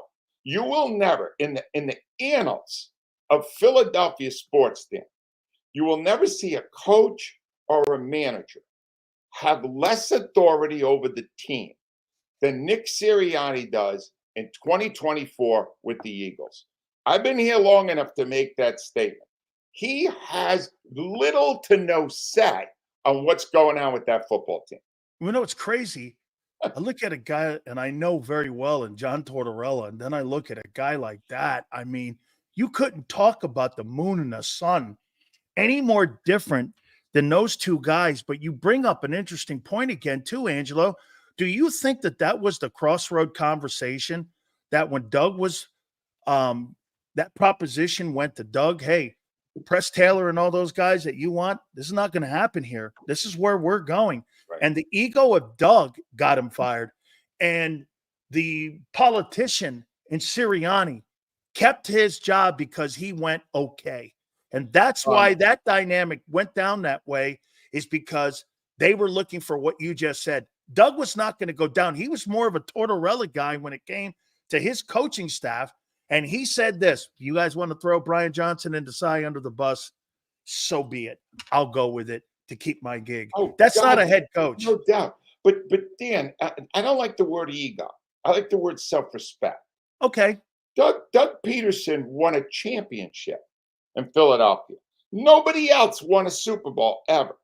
And Doug Peterson was being told that these guys above him were going to decide who he was working with. 2 years after he had a parade. And he went, no, I know who can coach and who can't. You do your job, I'll do mine. And they said, no, we want to do your job too. You're fired. Let's bring in a lapdog. And sure enough, this is what you're seeing right now with this story and the Howard Eskin story is not that different. The Philadelphia Eagles, the men who run it, Lurie and Roseman, prefer to be around people who kiss their ass day and night at their beck and call. And just the way Sirianni will do whatever he's told now to save his career, Eskin hasn't been released yet from his situation because the Eagles are hoping his story blows over and they can bring back their trained lapdog for another season. So what's going on here? It's surrounding yourself with yes men, right? And that's what they're doing. And Dan, you know this better than I do. You know the inner works of the NFL. That is not a recipe for success. I think it's why they're 1-3 instead of 3-1 in Super Bowls. Yeah.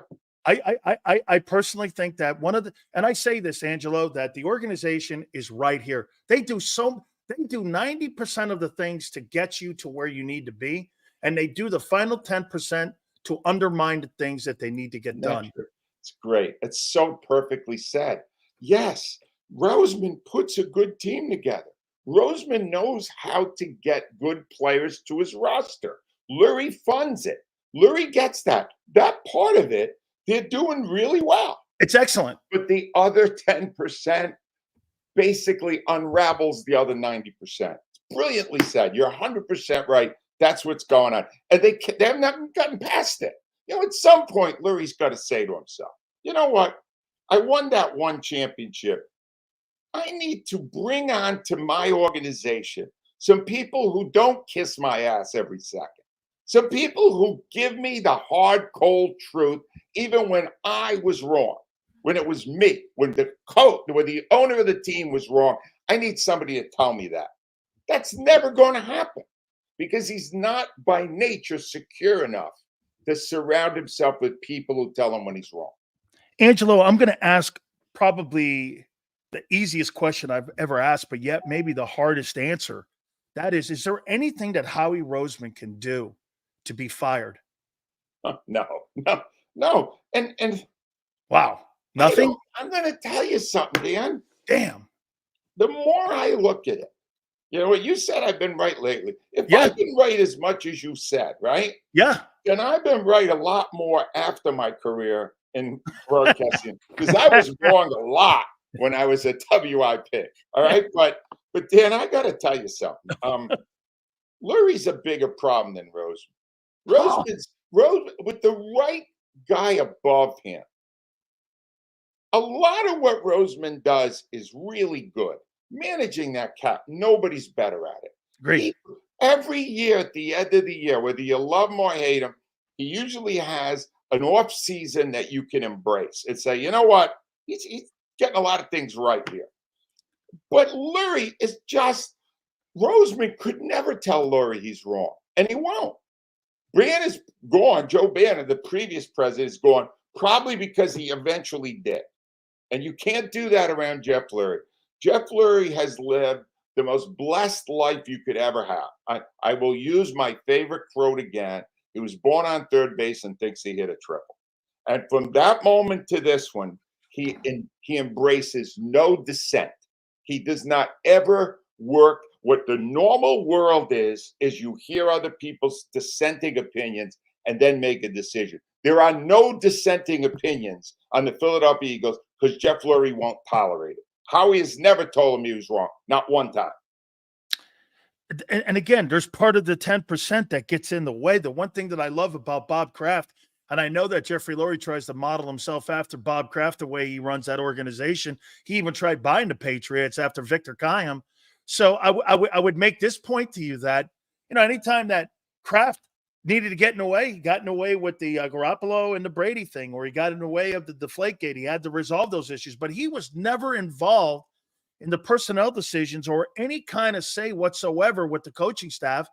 And you got an owner that sits in there that's making decisions on the hiring of assistant coaches. So I say this to you, the only job that I can see that Nick has is the worst job that he's qualified for. That's dealing with the media. Well, yeah, he's gonna. Well, you'll start hearing it when they open camp. He will.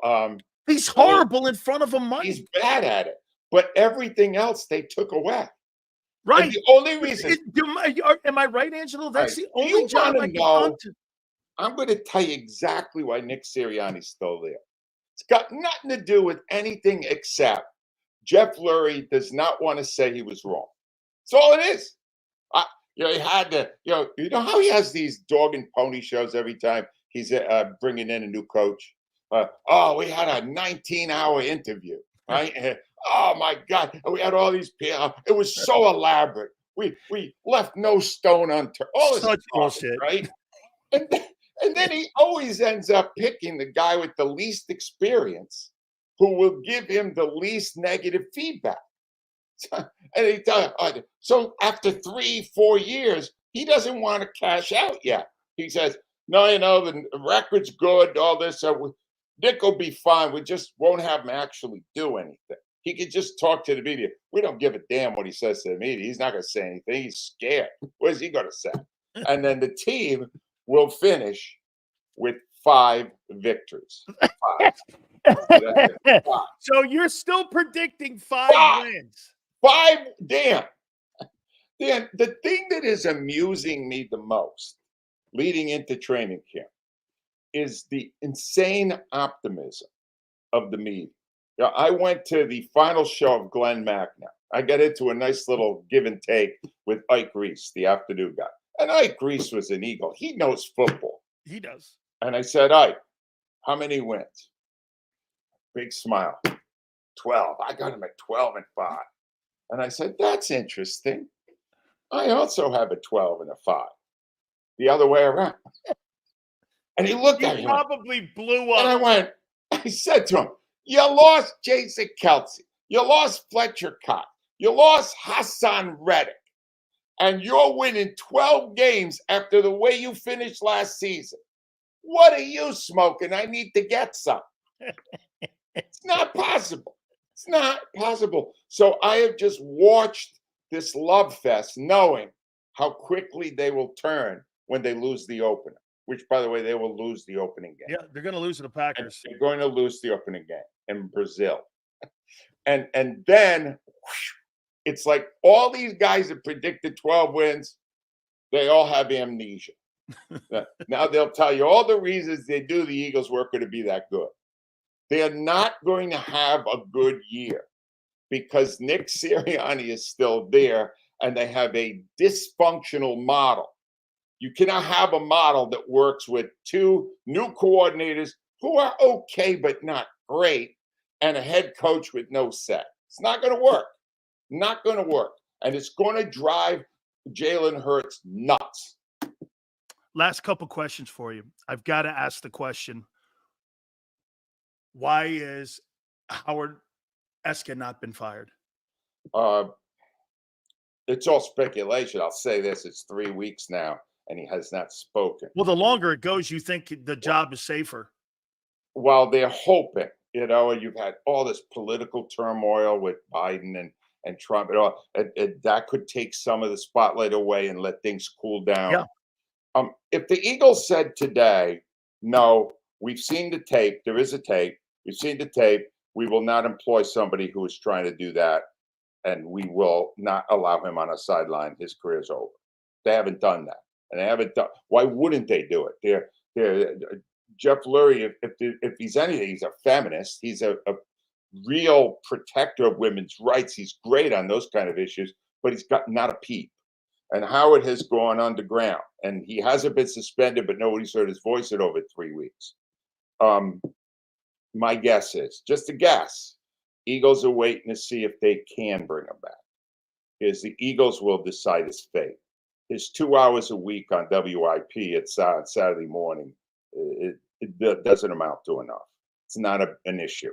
The issue is whether or not he can join the crew, go on the road with the team, be exposed to fans right behind him on the sideline, and whether that won't turn into a distraction.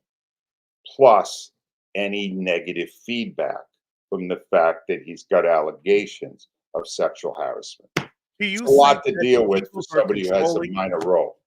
Do you think the Eagles are controlling the media right now because they're really good at it? Bob does an amazing job with his henchmen of being able to direct a narrative because, like you said, with the assassination attempt, Biden last week and here this previous weekend resigning, you've got so much more going on.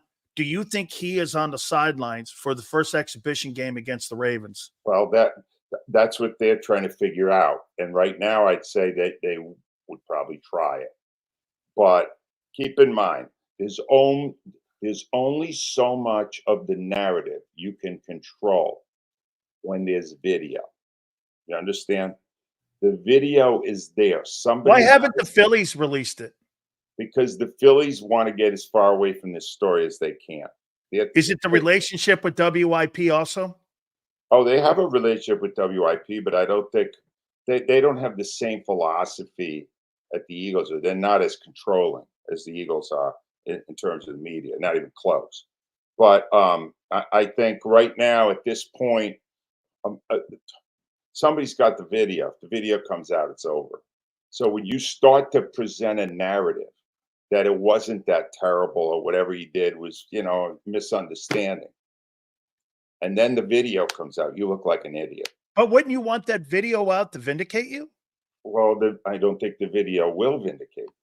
Okay, so then again, if there is a video, which I believe every section in a ballpark, because of lawsuits and such, those teams are very cognizant of how people conduct themselves. So, of course, there's cameras on it. And if there's a video, I mean, it's more of an indictment versus a validate of what this could possibly be. And that makes them accountable, the Phillies and WIP, if there is a video. It is, I could tell you unequivocally there is a video. All right, because I've heard it now from 5 or 6 people who would know. And they have all said there is a video. None of them have seen the video. But there is a video out of whatever happened.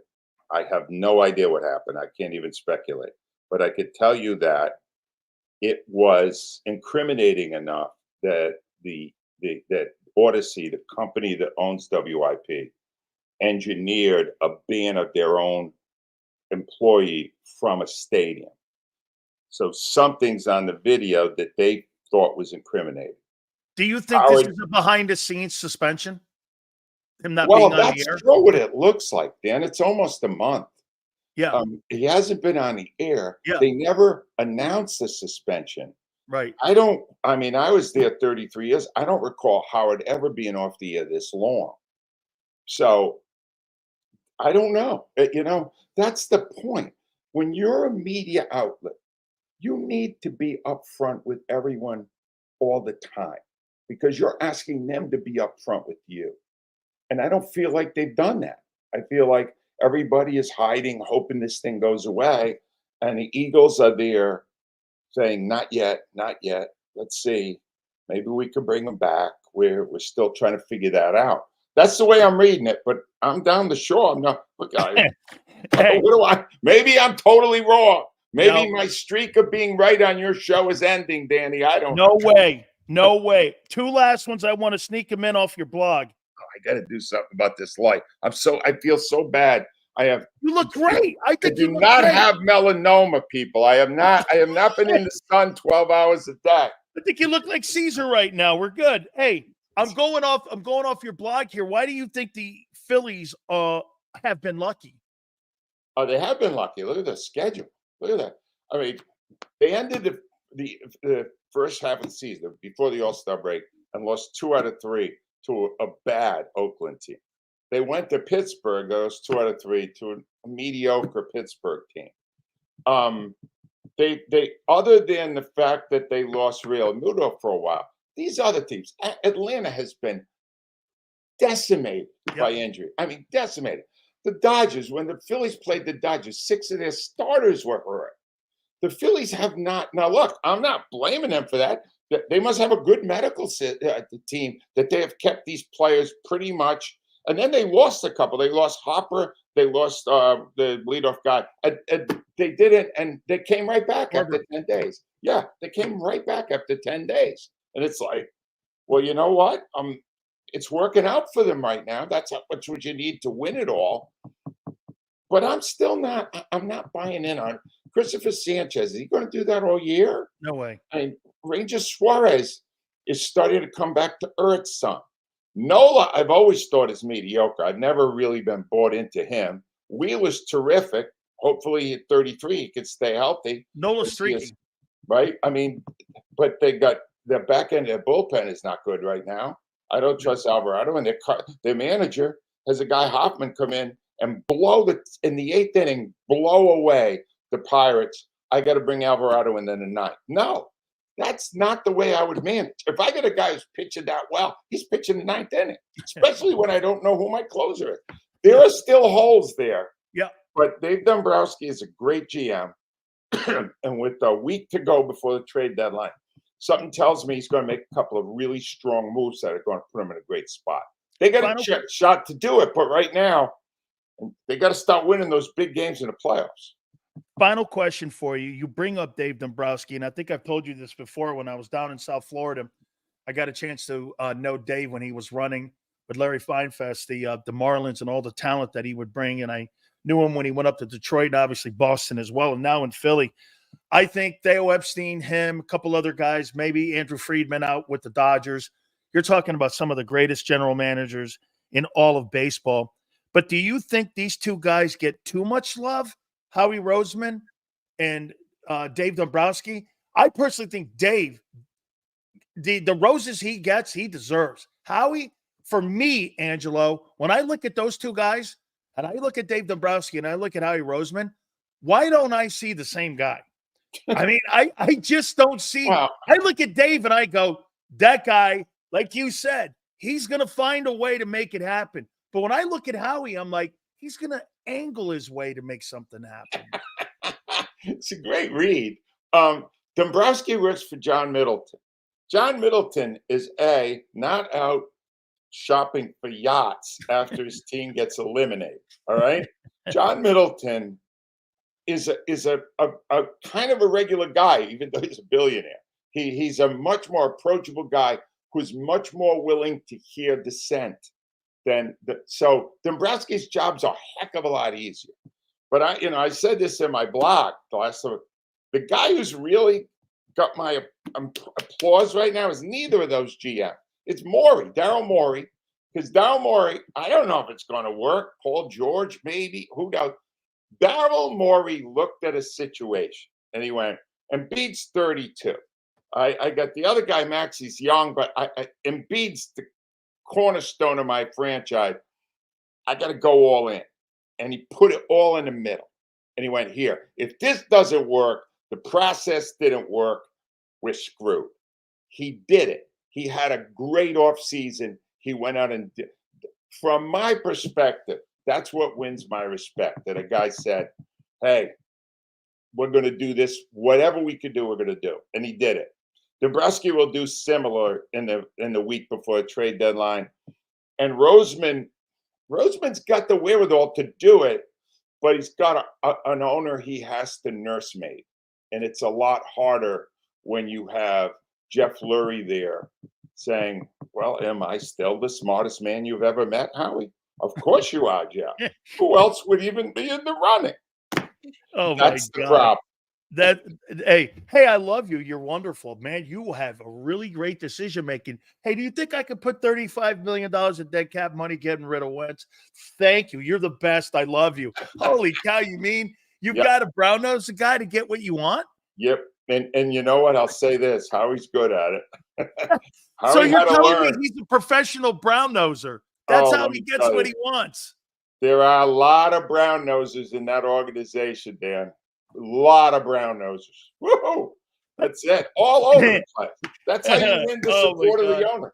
Hey, Angelo, great stuff, man. Hey, by the way, the blog is great. It's easy to navigate through. Tell the folks how they could get there, because you write. How many posts do you put up there, and how many columns do you put up? I try to put one up every week to 10 days whenever I see something that I want to emote about, and sometimes I put a whole bunch of stuff in there. It's AngeloCataldi.com. Real simple, and you can still order the book there or the audio book or whatever else you need.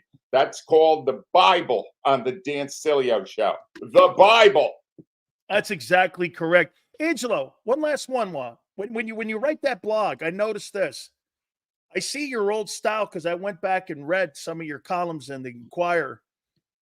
Did you enjoy being on the radio more, or did you enjoy writing those columns early in your career at the Inquirer? Because I'll tell you what, when you were at the Inquirer, you had a flair of the kind of like talking like you were on the radio. And when you read those columns, you were like this. Funny. When I listen to him now, it sounds like his columns. Well, here's the thing. All right. When I was writing, I loved the writing. I was trained to do that. Then I went into radio and I had a lot of fun doing that. I said, well, this is a lot more fun. Then I wrote a book about the radio, which combined the two. And I realized writing's my passion. Writing was the thing I loved the most. But radio paid a lot more bills than the writing did. And you know what? I got my own salary cap. Hey, that's right, baby. I got it. Thank you Angelo. It's always great to have you on. Make sure you get the book. It's in audio. By the way, he looks good. Okay. He's on Jeffrey. No, I got to do something about this. This is bad right now on Jeffrey Lurie's yacht. I'm bringing in more lights for the next one. Man, take care, buddy. Thank you, my friend. You got it. The great Angelo Cataldi. We really appreciate him doing that. By the way, we're going to sneak Xander in, and then Gary Cobb is going to join us at 4:30. I want to get Xander's takes because I heard some great stuff with Jeff Kerr. Let's take a timeout. Please do me a favor. Hit the like button. Keep it here, National Football Show. If you missed any of today's show on the JAKIB Media channel, listen to the podcast on your way home. Available on YouTube, Apple, and Spotify.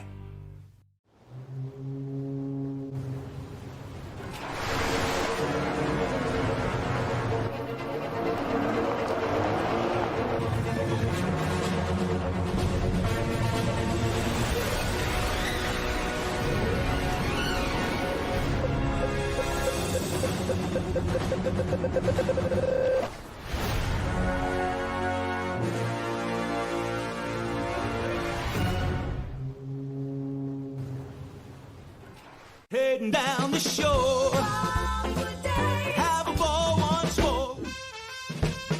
Here, imaginations run wild and time stands still. Because here, you can find the best of the Jersey Shore, all on one 5-mile island. So leave the old you behind and get lost in the woods. Wild, wild, wildwood day. Plan your stay in the Wildwoods today. They're carving them up and good play calling along the way. First and goal at the 6.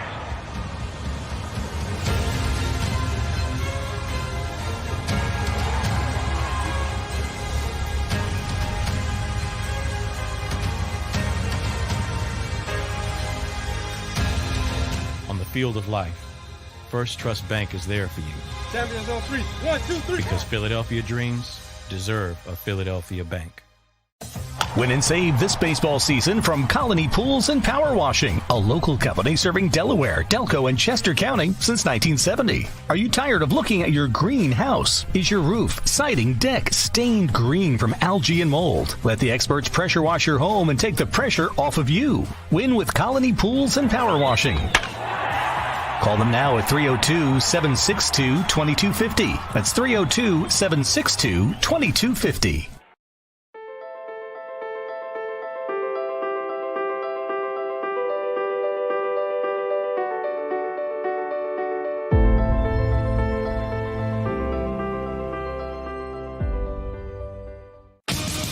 The greatest fans on earth. It's a bold statement, but would you expect anything less from Philadelphia?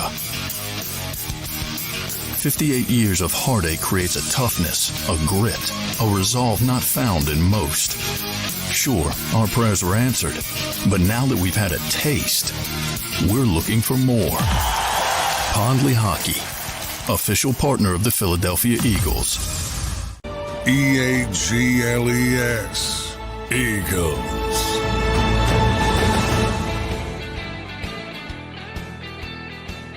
Big Sills National Football Show. We're going to get a hold of Xander here in a second. We're also going to talk to our friend Gary Cobb. That'll be at the bottom of the hour.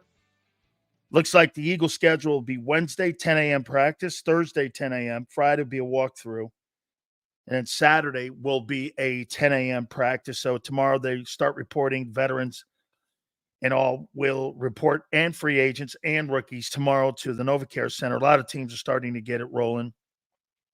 And before I bring Xander in, look at some of these names that are working on contracts heading into training camp. Jordan Love, Tagovailoa, Hassan Reddick, Amari Cooper, Micah Parsons, CeeDee Lamb, Tyreek Hill, Jamar Chase.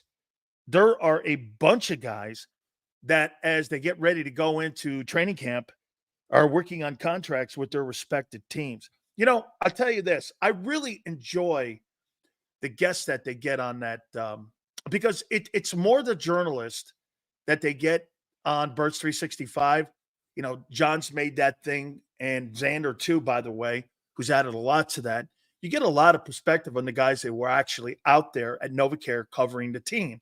And so you get like a bird's eye view of these guys.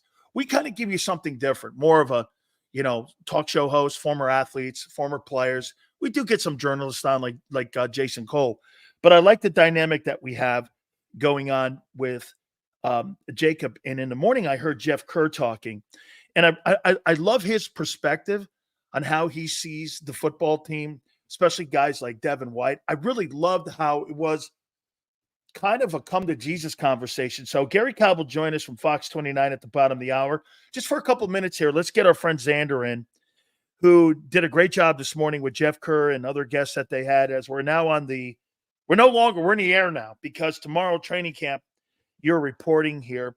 Here you are here, Xander. I mean, no more waiting. It's here, man. It's here, baby. I'm ready for it, Big Sales. Eagles season is upon us. I am ready for it. I am not as much of a. I like the other sports. Don't get me wrong. I like all sports, but there is nothing like football season, and I am ready to go. I'm ready for the Eagles to get back out there. I'm ready to see the whole NFL this year. I think there's a lot of great storylines in the league.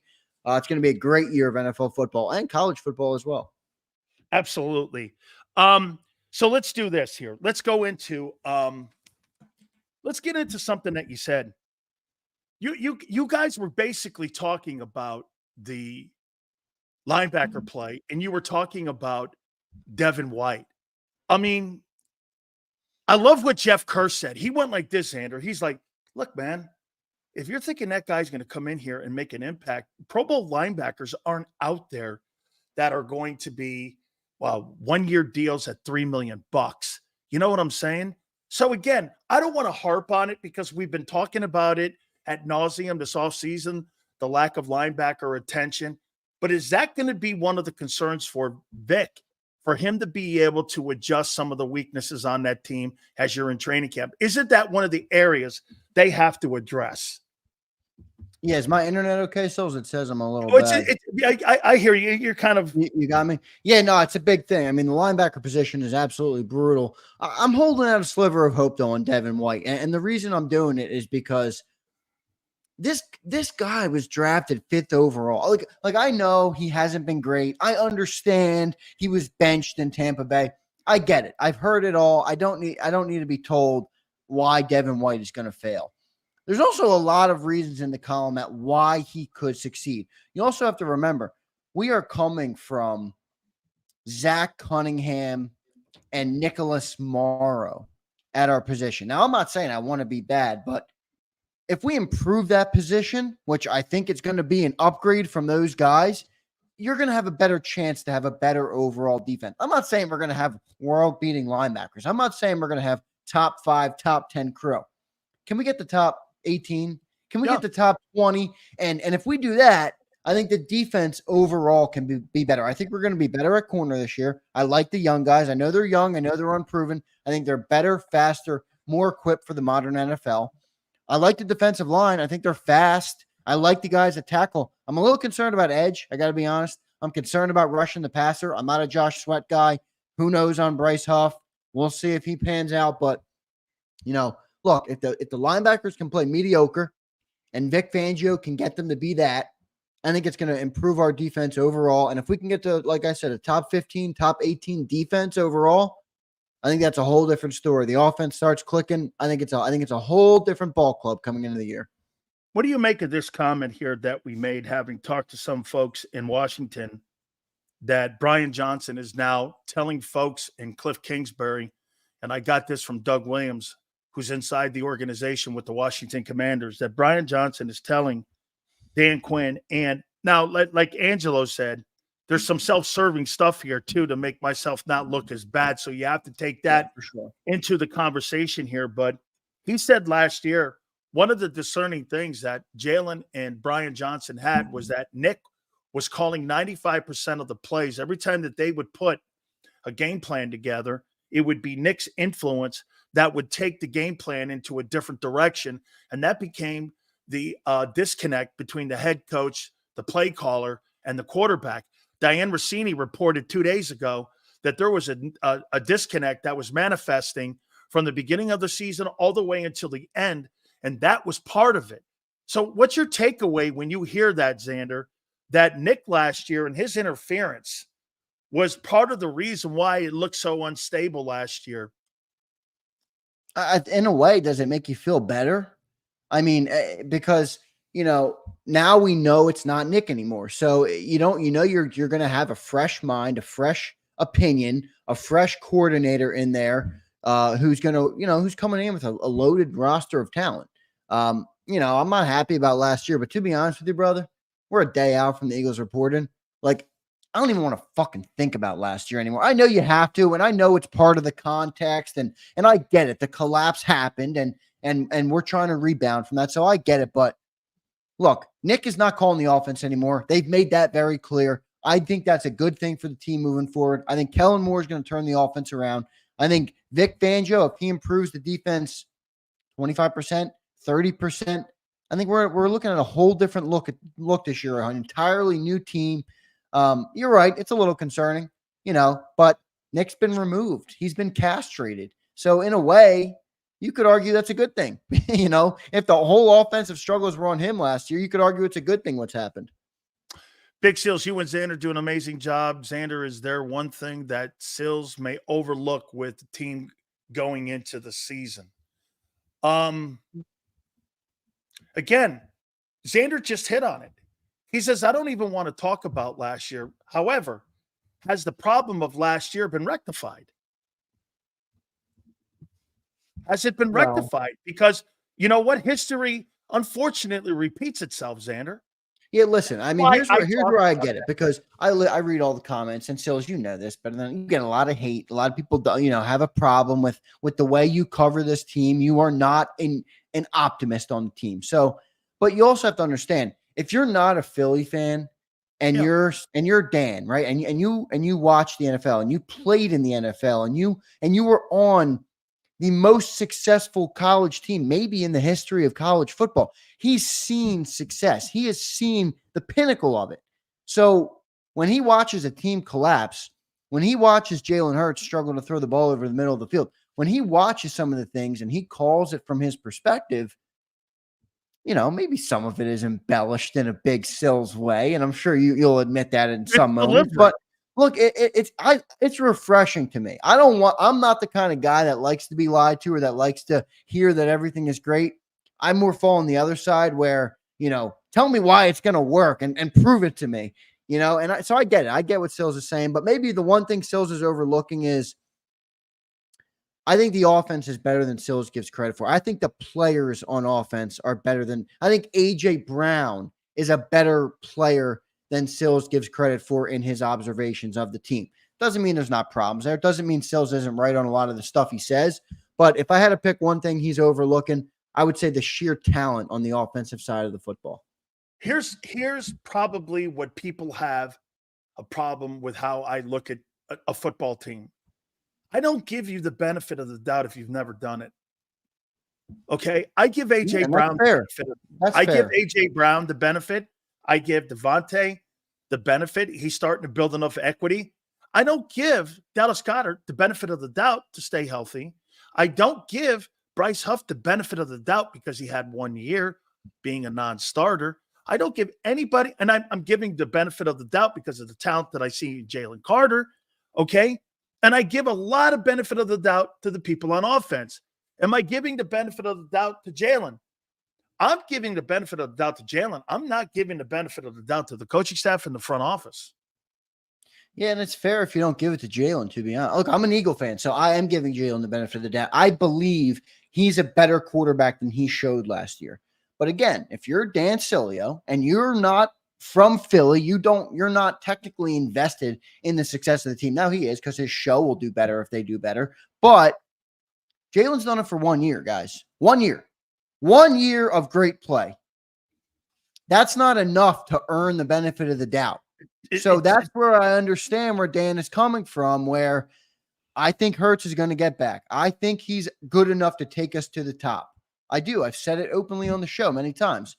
But just, seeing the other side of it, I certainly understand what Sills is saying. There's nothing wrong, Xander, with on July 22nd, having optimism. It's like going into spring training. Your favorite I'm optimistic. I'm excited. I'm very excited for the season. I'm an Eagles fan. I'm extremely excited for the year. But I'm not closed-minded to the fact that it might not work out as good as I'm hoping. How about this? A couple more questions here. Gary Cobb, bottom of the hour. The areas of the Eagles of concern for me heading into training camp that I would like to see them address. Here's one. And I think one of the areas that they're going to attack early, I think they're going to blitz him. I think Green Bay is going to blitz him. Oh, they're going to blitz him, Sills. And I think Green Bay is going to come right after him. So I would say this: max protection, keep Saquon instead of flaring him out, part of the passing game, help out Juergens, make sure the pocket is clean for him. I'd rather have a clean pocket and not have Barkley part of the passing game as long as it picks up the blitz. Do we not agree? Barkley having 45 catches is not as important as making sure Hurts isn't hit 45 times in blitzes. Yeah, but here's where I differ in perspective on this on you. I don't think that was the real problem.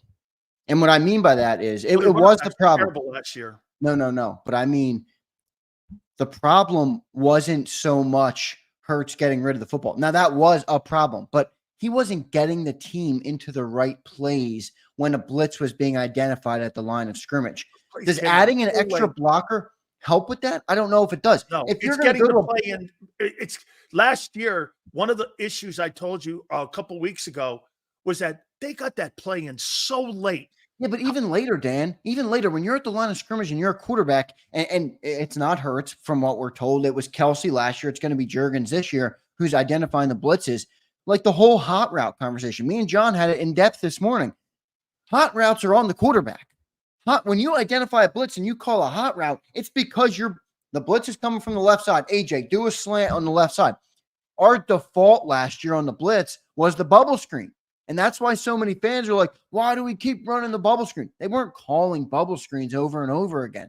The defense was blitzing us over and over again. And the only thing we kept going to was the bubble screen in order to mitigate the blitz. And it didn't work well. So that's where I'm like, does adding an extra blocker help that? Now, it might buy you an extra second, but was that the real problem? Or was it the inability to read the defense and get your offense into the right play? That's where I have a problem with that, where you're right. That's the quarterback. Saquon blocking would be great, but does that fix the issue? It might not.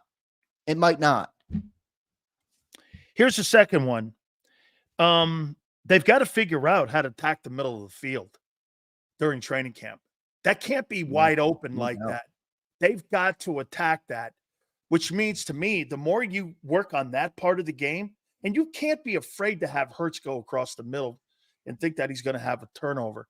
You've got to challenge that because it'll make your guys, the Y and Z, Devontae and AJ, an even better and more effective player if you utilize the middle of the field. They have to come out of training camp, Xander, with having a game plan for that part of the field. A year ago, they didn't. I'm so with you on this, and I was disappointed in a way to hear John this morning talk about it, and he's like, well, it has to be a natural evolution. I'm like, well then, are we just going to be held up at waiting on Jalen Hurts to learn how to use the middle of the field? No, make him sink or swim in that. Make him use the middle of the field. And that's where I think Kellen Moore, you remember one of the first interviews we did when I started, talking on air. I've normally have been behind the scenes the last 3 years. We talked about it. I said, in a way, I think Kellen's a sink or swim for Jalen because he's going to force him to get that ball around. He's going to force him to spread the ball on offense. He is going to force him to use the middle of the field. And I think that's a beautiful thing. I think that's a great thing. I think Hurts is going to answer the call, but I think he's going to be put in that situation where you got to do it. And my point is what you said. It's going to make everybody better. Last year, why were we so damn predictable? Because you knew if he wasn't throwing outside the numbers, he was probably running. And if he wasn't running, he was throwing it outside the numbers to Jalen or Devontae, or to AJ or Devontae. You got to force him to evolve as a quarterback. You have to put him in positions where he's forced to evolve. Because if you're too comfortable, he's going to keep doing what he's been doing. And, it's a knock on Hurts, but in a way it's understandable because every stage of his football career, he's been the elite athlete on the field above his peers. When he was in college, he won 26 straight games or whatever it was at Alabama. SEC Not player because he was a great passer, because he was an elite athlete and he got around anything that they threw at him. He can't do that anymore in the NFL. Everybody's too good. And that's where I'm like, you got to break those habits. You got to force him to see the middle of the field, even if it means growing pains every once in a while. And that's what I'm hoping Kellen Moore does that. John's like, yeah, it has to be a natural evolution or else it's going to fail. I'm like, all right, then you're going to have the same offense as last year. That's correct. Let me throw this at you here. Would you have interest in Cam Heyward? 100%. 100%. Great. I know he's older. I know he's not the same guy he once was, but you need more depth. Yeah, exactly. Veteran guy, defensive line depth, can keep rotation, can keep those young guys fresh, and it's also veteran presence, veteran leadership. I mean, what can Cam Heyward teach Jalen Carter? What can Cam Heyward teach Jordan Davis? I think a ton. He fills the Fletcher Cox role. Completely. Not as good of a player at this stage, but still. Cam, Fletcher had more in the gas at the end than what I'm looking at with Cam. I mean, Fletcher ended on a high note. Cam's he's kind of floating down the back nine. You know what I mean? Fletcher doesn't get enough credit as he should for how good he played late in his career. Cam Hayward's 35. Is great. What? Cam Hayward's 35. Okay, what was his year a year ago? Did they put any numbers up there a year ago? They were pretty good on defense. I mean, and again, he's not really known for being a sack guy. He played 11 games last year. Okay. He had 2 sacks, but the year before in 22, he had 10.5 sacks. And the year before that in 21, he had 10 sacks. Now he played all 17 games in those years, obviously his entire career in Pittsburgh. That's insane. So last year it was his first year. He missed some games and he only had 2 sacks. So he took a big drop last year, but he could regress back to the mean and a good defense and go have 5-6 sacks potentially. So if he had the other 6 games, he probably gets 5 sacks, 4 sacks. Okay. And you're talking about a guy over the last 3 years with 28 sacks. I mean, plus he's 35. Like you said, somebody said that. Yeah, but he doesn't need to be that guy, Dan. He doesn't. No. Yeah, he's not the main guy. Jalen Carter and Jordan Davis and even Milton are going to be your main guys. And I wouldn't bring him in here for that role. Like you said, I'd bring him in. Exactly. Hey, so in a better role. Would you 100%. sign him? And would you bring in Sue? I would love to bring Sue back. I loved him when he was here in Philly, but we'll see. I think Eagles are probably maybe in a prioritizing the young guys mode, which I don't think is entirely a bad thing. You got to get them out there. You got to rip those Band-Aids off. So, if you add too many guys, I think their fear will be that the young guys are getting less reps. So we'll see. I don't know if they'd go both of them, but I think I'd love one of them. I think one of them would be a great thing. Add to the depth of the team. I think that'd be fantastic. Tight end matchup. That teams are going to, with a decent tight end. I'm not sure if Green Bay has one, but that's going to be something to keep an eye on how Vic is going to handle that deficiency. Because I really don't think. By the way, I brought it up earlier. Xander, one of the top 3 linebackers to be on the first team All-Pro team, is T.J. Edwards. Yeah, I don't know why they let that guy go. A first-team All-Pro. I've continued to say he's the one that got away. I think Howie regrets letting him walk. He didn't even get the biggest contract. Undrafted guy. Philly selected him, turned him into the player that he was, and now he's leading the second or third best linebacking core in the NFL. It's tragic they let that guy go. But look, like I said at the start, 2024, Big Sales, I don't want to think about the past anymore. Hopefully Devin White and Nakobe Dean can be worth something for this team this year. Who knows, but hopefully they can be worth something. All right, brother. I appreciate it, Xander. We're going to go to Gary Cobb here. Don't forget to check out Xander, Birds 365, each and every single morning. Thank you, brother. Thank you, Sills. Appreciate it, man.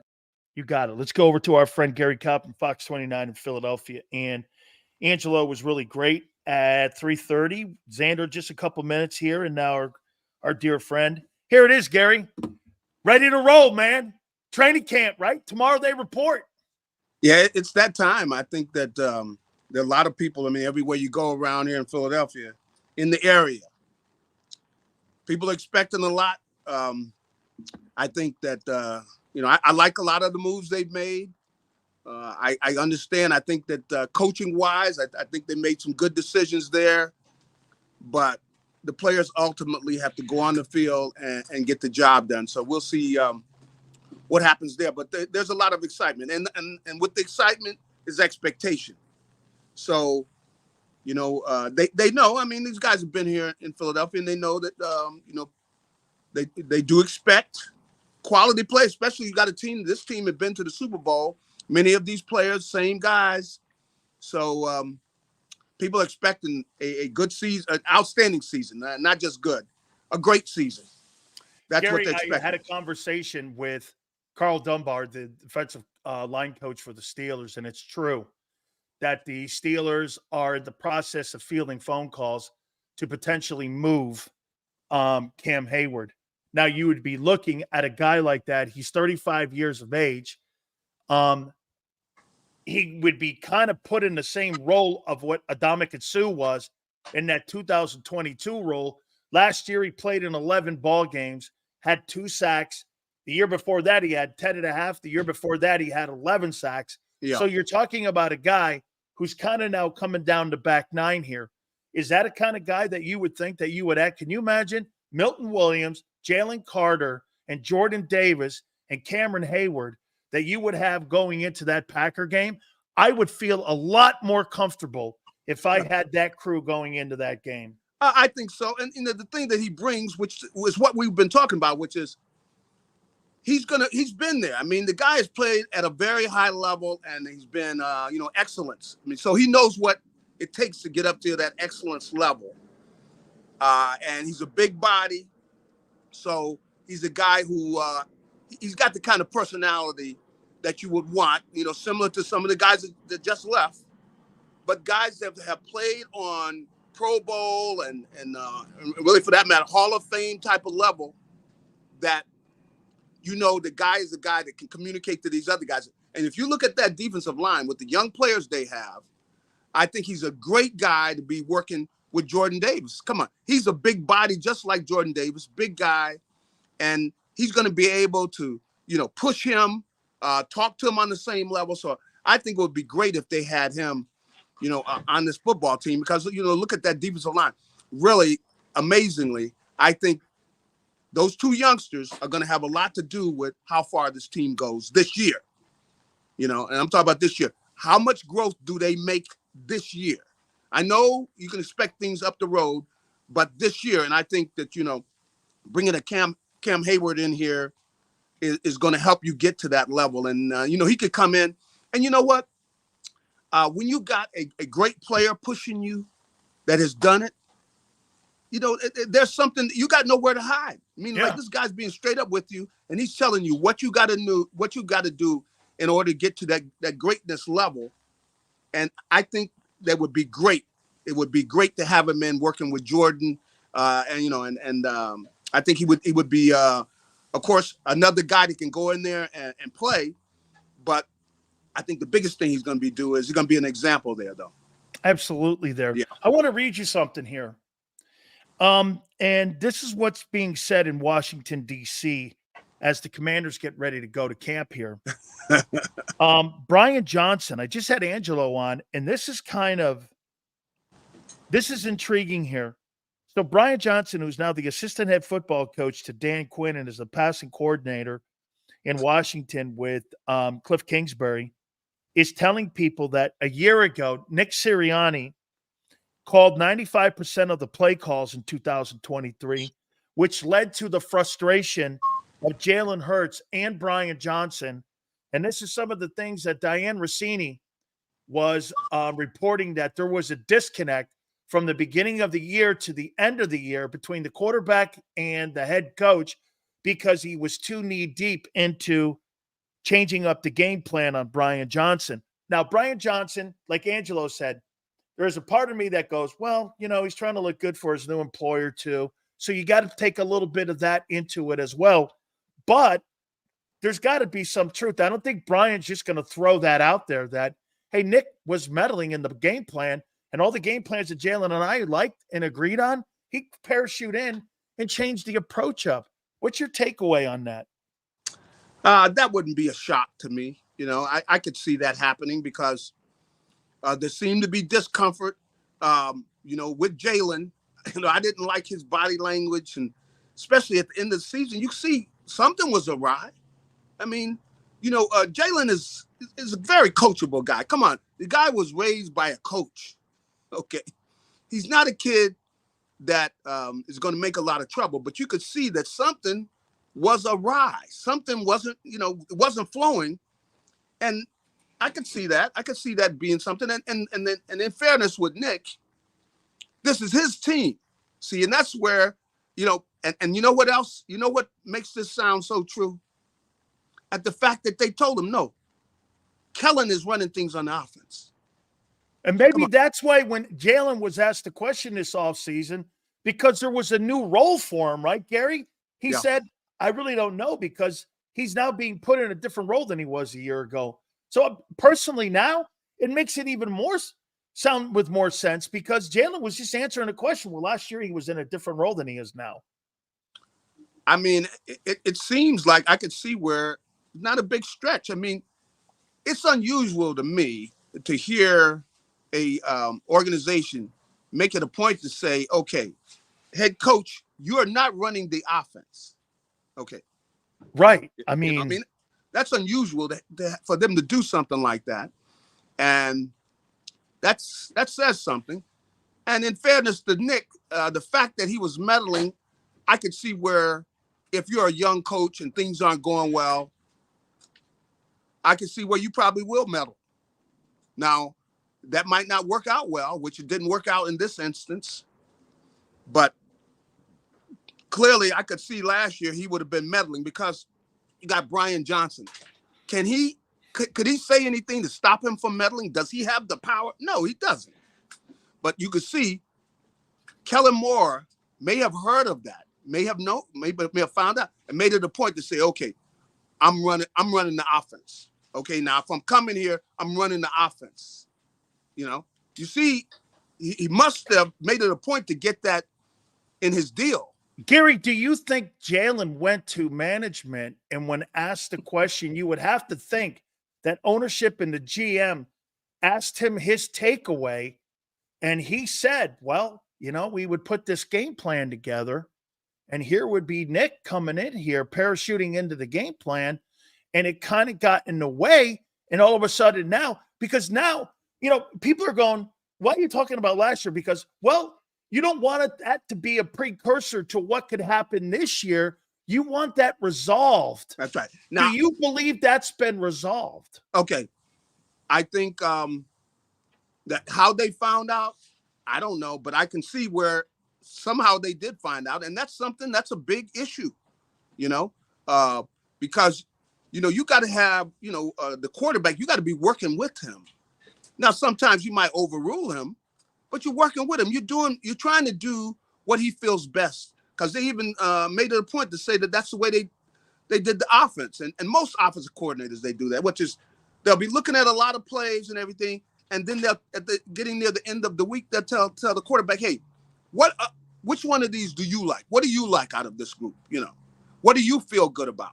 So the quarterback has some say about it. So I'm not saying that, there was confrontation from that standpoint or whatever. Well, all I know is they did get upstairs to where it seems like they found out, hey, Jalen wasn't happy with A, B, and C, and maybe they asked him point blank. Maybe they already knew. Yeah. But whatever it is. And then I could tell you that when he was sitting over on the bench with his body language was saying he don't like something. I mean, look, I'm looking at him sit up. What's wrong with Jalen? Look at him over there. I mean, the Buccaneer game, if you didn't read that in the Buccaneer game, that he didn't like what was going on, I think that was the quintessential moment right there that he was talking right there when it just looked like he really didn't like what was going on. Hopefully we can reconnect here with our friend Gary Cobb here, because I got a couple more questions I want to get a hold of him with, especially as we get ready to roll into training camp here.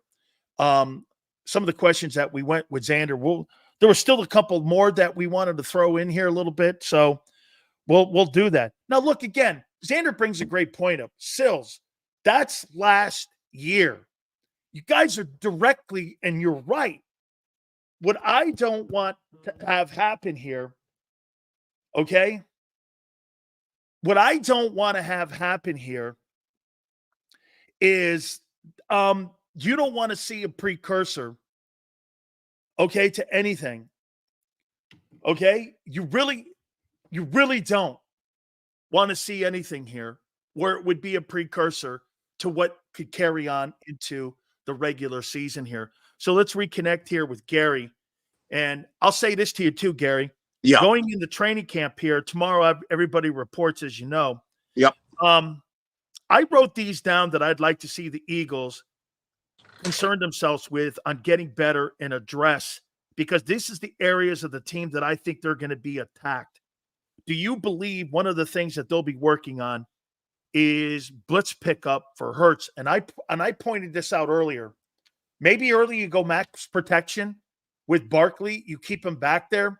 You got a brand new center. You got a brand new coordinator. You're going to want to keep that pocket as clean as possible early on for Jalen Hurts, especially if you're asking him to throw the ball more and be more of a progression reader and reading the tree. So do you think that that's going to be an A1 priority going into this camp, is recognizing blitzes? I definitely think that's going to be part of it. But I thought, from what I could see, that Jalen was reading blitzes. It's just that I didn't see what adjustment they were supposed to make, because I would see him out there where you can tell right away. He stops the call. He knows, hey, these guys are coming. Where there would be in the middle of the game, you could see he stops. He's looking around. He's talking, But they will have adjustments. That's got to be part of their conversations with Kellen Moore before they decide to sign him. They talk to him about blitz pickup and what did he believe in and all that. And you better believe that was part of it. So I definitely think that's something they're going to be working on at training camp. It's going to be a part of their of the things they know they've got to improve on. But I definitely think that's something that they went over with Kellen Moore. Come on. It would be malpractice if they hired a guy and didn't sit down and made it a point to say, okay, all right, close the door. Look, let's talk. Hey, get up on the board. We want to talk about blitz pickup. What do you believe in? What's your philosophy? What are we going to do? They probably gave him some tape of the Eagles and said, hey, what changes do you think we need to make and everything? I mean, it would be malpractice if they didn't do that to him, because that probably was the first thing they started talking about, And so I definitely think that that's something they're going to be working on early in camp and going over and everything. So we're looking forward to it. All right. How about this one, Gary? Do you think that there's going to have to be an emphasis on opening up the middle of the field this camp, where last year they were throwing to the numbers? Yep. They just completely got away from it, whether that's establishing Goddard or what have you, wide receiver 3, something. Yep. That's got to be a priority, don't you think? Without a doubt. Attack the middle of the field this year. You got to attack the middle of the field, and the thing about it is it's an area that's hard to stop people from attacking, because the ball gets there quicker. A lot of times you got, I play linebacker. I'm not taking a shot at the linebackers, but you got wide receivers running routes. Many times you're running it against the linebackers, because if they're in a zone, the linebackers have got to cover that area in there. So you definitely want to work, the inside. And when you've got a big body like, A.J. Brown, I'm throwing it to him. Yeah, I'm going to throw it to him inside and everything, because he's got the kind of strength and power where he can get inside of a corner. And most of the corners, they can't stop him from going inside. But Gary, why don't they drop him in the slot more and have him go against safeties? You know what? He's a mismatch against most of those guys. I mean, You're right. He's a mismatch even against certain linebackers. You're You're right. not going to cover that guy. I think I think you're definitely right that that we're having him work inside. Again, you're talking about a guy with basically a tight end spot. Yeah. But he's got wide receiver speed. He's built like Julio Jones. That's right. He's built like Julio Jones. You said it. You hit it on the head. And in fact, it's kind of funny. I don't know which one he was working with, but he was walking with one of the linebackers coming in. I'm going like, hey, man, which one of you guys is the linebacker? You know what I mean? Because he does. He doesn't look like a wide receiver. He looks like a linebacker. So they definitely could have him work inside. And, he's a tough guy that will go in there and catch the ball. So I definitely think it's something that they can definitely utilize. But really, I could see Kellen Moore. He's probably licking his chops with all of the talent you got. But you better believe you hit it on the head when you talk about working inside, blitz. The other thing is motion. Now, of course, they were running motion out there with those 3 workouts they had, during the offseason. They were running motion. They were running motion. I mean, now that's malpractice for them last year, not to one. Come on, come on. You're really putting the defense in a position. You're forcing them to do things they might not want to do. Because when a guy goes in motion, really, they're going to tell you what defense they're in because nobody's running with the guy. They're in a zone. Somebody's following the guy there man-to-man. I mean, it's not that complicated. So you do things when you utilize, and also, of course, you can utilize things on zone. In your running game, too, when you go motion. But without a doubt, they're going to be utilizing motion. And they're going to be forcing teams to do what they want them to do. And that's what you want an offense to do is force the defense to do things that you want them to do rather than letting them dictate to you. 2 last questions here for you. Do you not agree, too, that one of the things that teams I think are going to test early, they're going to run the ball at Philly. They're going to see because that run defense fell apart now to what they did a year ago. The first 6 games, I think they were either 1 or 2 against the run. And both Davis and him were very dominant against the run. And that thing kind of fell off the cliff as the offense sputtered. And I think both sides of the ball were really harmful to each side. But don't you think one of the things they're going to try to do, like Green Bay with Josh Jacobs, they're going to tee it up and try to run the ball right down Philadelphia's throat because they can't believe in those linebackers. I mean, look, at the end of the day, Gary, when I see Devin White, I hate to do this to Eagle fans. Yeah. He's just a dude. Yeah. He's not I mean, nobody is an elite linebacker, Gary, that's on a $3 million 1-year deal. Mm-hmm. I mean, Patrick Queen just signed a 3-year, $18 million annual deal. That's a guy whose market value is high, not Devin White. I think you're right. I mean, he knows he's coming in here. He knows he's got to prove himself. Now, you see his size. If you're an offensive coordinator, you say, now that's who we're running at. You see that? Right? We're running right at him. So they are going to try to do different things to run at him. Now, there are things you can do defensively to protect the guy. We'll see what the Eagles decide to do. But clearly, that is one of the things that he's got to prove that he can stand up against a running game. He could utilize his quickness, his smarts, whatever you want to do, but they're definitely going to run at him. So that's not news because he's got to prove himself. He knows he comes up here having to prove himself, and they are going to run at him. I know I would. I mean, you see, he's not a big guy at all. I'm going to throw this last one at you here. I talked to Belichick years ago, and I asked him, I said, Coach, when you put a game plan together offensively and defensively, whether it was Charlie Weiss, Bill O'Brien, what have you, defensively, I said, what's the number one thing that you identify? He goes, I identify knowledge.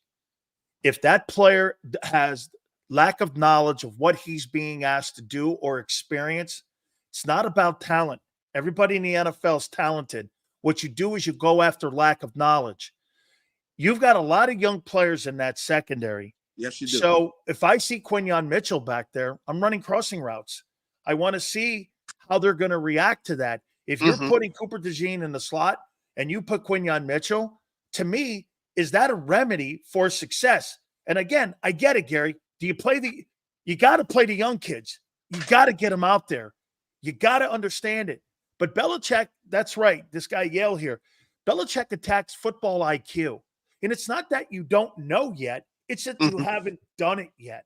So, I mean, are you concerned with the youth in the secondary? You may have a lot of bodies back there, but you got a lot of bodies that don't know really actually the technique of playing in the NFL yet. To me, that's a big-time concern. Well, it definitely it's something that, when you got young players and, you've been through, you look in the huddle. I mean, I've been playing with young guys where you look in the huddle and you can see their eyes. And you're going like, look, now, if you got to you need to go to the restroom, buddy.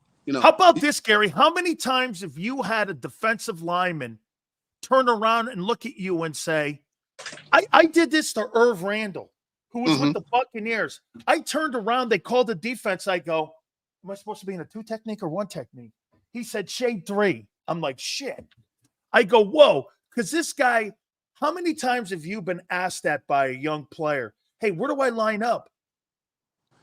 That's happened, that's happened quite a bit. I mean, that's part of being with young players, but I wouldn't even wait for them to ask. I'm telling them where they got to go. This is what you got to do. This is what you need to be looking for. They got such and such in the game, coming over. And then when they come out in a formation, watch this or watch that. Hey, watch, he's going to run across the route. Stay inside, You just talk to them. And, and it's good. When you got young players, you talk to them. And do they have enough players like that in the huddle to be able to communicate across the line now? That we'll have to see. I couldn't tell you that right now. I think Devin White is a seasoned guy. He should be able to help them some because, he's been out there and everything. But they do have, I tell you this, they do have talent. Now, some of those kids, I'm telling you, they got some talented kids. The kid Isaiah Rodgers, man, he got me, man. This kid can play. I mean, cover, quick, just. Would you put him in the slot or would you put him at corner? Well, it depends on how the other guys are playing, because I think he can play. He's versatile enough. Okay. Yeah, I think he's versatile enough. And some of the other kids I saw, I was very impressed with the talent. They do have talent back there in the secondary. So it's a matter of you don't try to feed them too much too fast. Meaning, like, you don't need the guys playing 3 positions or 2 positions. Some of the young kids, they play 1 position initially. Don't try to feed them, put too much in their head. But some of those kids can come out right there and they'll be able to help them. I think the 2 top corners, those kids are going to be able to come and help. What they be? You got him. So they can cover people man to man. The kid, DeJean, especially from what I saw him on the tape, kid doesn't mind tackling. So he could play inside. See, you could have him doing different things, even at safety and things, see, where he's got to tackle. But I like them. I mean, the kids can cover. They do have enough people back there that they have talent in the secondary. The big thing is that they make sure that they don't get too complicated too fast. And I feel good about things because, I like a lot of things that coach is going to be doing. And I'll tell you, they looked good. They were just playing a lot of zone in the camp. They were doing a good job of playing zone, matchup zone. They don't just play just a drop, and I tell you, fundamentally, I loved it because I see last year, guys just dropping in the zone. That's not the way you play zone. You gotta cover the guy in your zone. You're in man-to-man and the guy in your zone. And then you gotta slide and you gotta, pass people off, and you can see that that's the way they're going to be playing this year. They're not going to just be giving up yardage just because they're in a zone. So I really feel good about what they're going to do. I think that they are going to learn a lot. But as I said, I hope they don't try to feed these young guys and have them trying to do too much too fast. But they've got the talent back there to cover people because they got some corner ability where guys can run, and much more than they had last year. They got guys that can run with receivers and cover people. So, you know, we will see. I'm excited to see what they do. I'm going to sneak one in on you here with Nolan Smith and Bryce Huff. How important are those two players to the success of the Eagle defense this year, Bryce Huff and Nolan Smith? Because, Gary, you got to play Nolan Smith. I mean, you can't – there's no more babying. He's got to get out there, and he's got to play. Yep. And he's got to be on the field. Like, you and me know this now. Maybe when me and you played, first and second down were the money downs, but the money down has always been the third down. If you're not on the field at third down, you're not a money player in the NFL. You've got to be on the field on third down. Yes. Those two guys have to be what, in your opinion, this year, 2024? You know, they got to be able to beat a one-on-one block, you know. And from what I see, the defense they're going to be playing, they're going to get them in one-on-one situations, and their job is to beat that tackle in a one-on-one pass rush situation. And that's what it's going to come down to. And that's the way he's run his defense, meaning he really does different things where he will get one of his premier pass rushers. He'll get them one-on-one. He'll force them to block the guy one-on-one. But you got to beat that one-on-one block. So that's what, you know, that all these youngsters, that's what they got to be able to do. And Smith, you know, hey, he's got the speed. He got to do it. It's just a matter of technique with him because he can burn it coming around that corner. And he just got to be smart. He needs a power move. You can't. Is he big enough? What's that? Is he big enough? We're gonna find that out. Like I said, you got to have a power move, some type of power move. Yeah, it can't just be speed. But he's got the speed. The whole thing is, can he be powerful enough to make them, you know, respect him power-wise, where you can force that tackle to stop his feet, and then you outrun him around the corner. That we're going to find out. I mean, he's supposed to have been in the weight room, and I'm sure he's been eating good. We're going to find, you know, I'll find out when you find out. Hey, well, we're going to find out September 6th. How about That's right, man? Tomorrow they report, and rent is due tomorrow, isn't it? Hey, I'll be out there on Wednesday to see what's happening.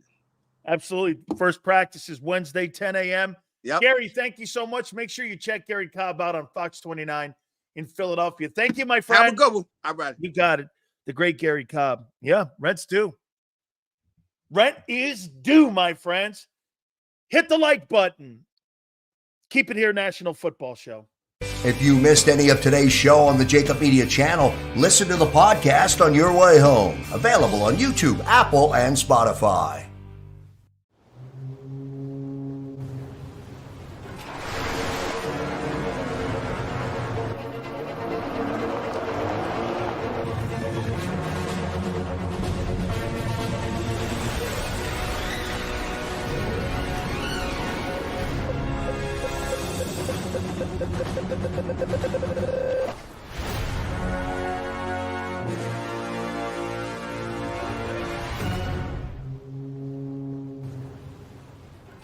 Heading down the shore, have a ball once more.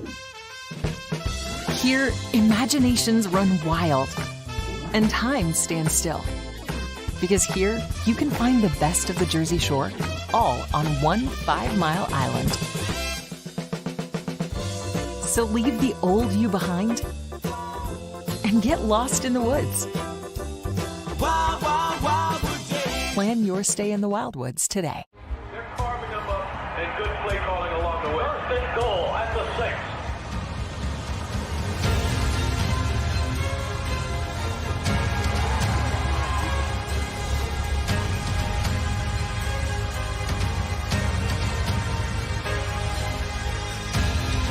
On the field of life, First Trust Bank is there for you. Champions on 3. 1, 2, 3. Because Philadelphia dreams deserve a Philadelphia bank. Win and save this baseball season from Colony Pools and Power Washing, a local company serving Delaware, Delco, and Chester County since 1970. Are you tired of looking at your green house? Is your roof, siding, deck stained green from algae and mold? Let the experts pressure wash your home and take the pressure off of you. Win with Colony Pools and Power Washing. Call them now at 302-762-2250. That's 302-762-2250.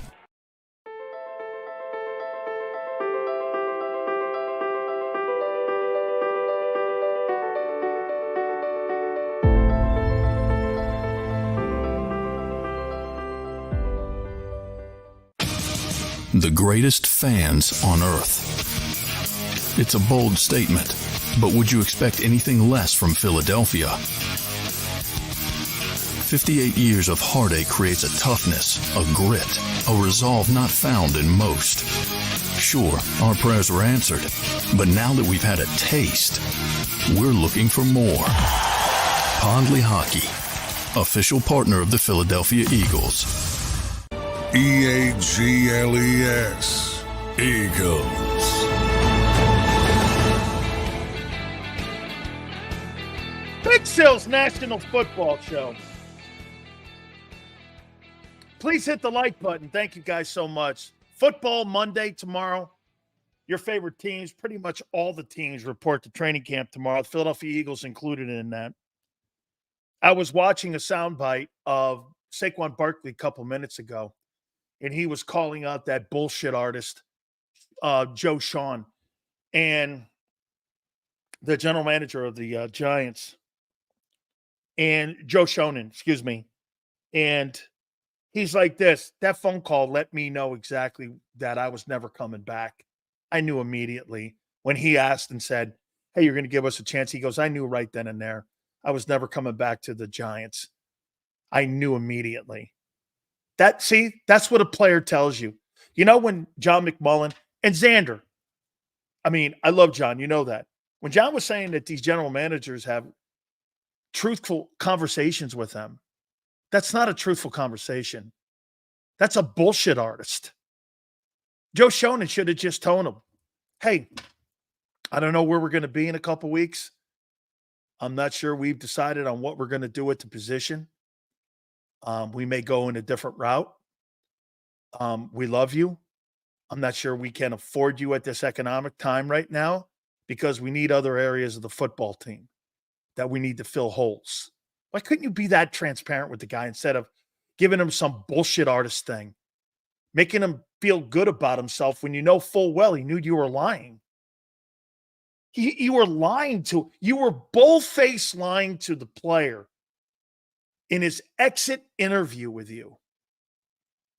Hey, we're going to allow you to go into free agent now and be a free agent and test the market. I hope you'll give us a... No, you weren't hoping. You had no intentions of offering anything that Philadelphia offered. You had no intentions. And by the way, to John McMullen's point, is it wrong the Giants moved off of him? No. It's your bedside Chip Kelly manner. That's Chip Kelly shit. That's absolutely Chip Kelly shit. That's right, Yale. He wasn't straight. Look, when you're talking to professional football players or anybody that's a professional, all they want you to do is to be honest. Hey, we're not in a position right now to pay $13 million at the running back position. We're just not. Okay? And hey, do you think there's any coincidence that they signed the guy Singletary from Buffalo?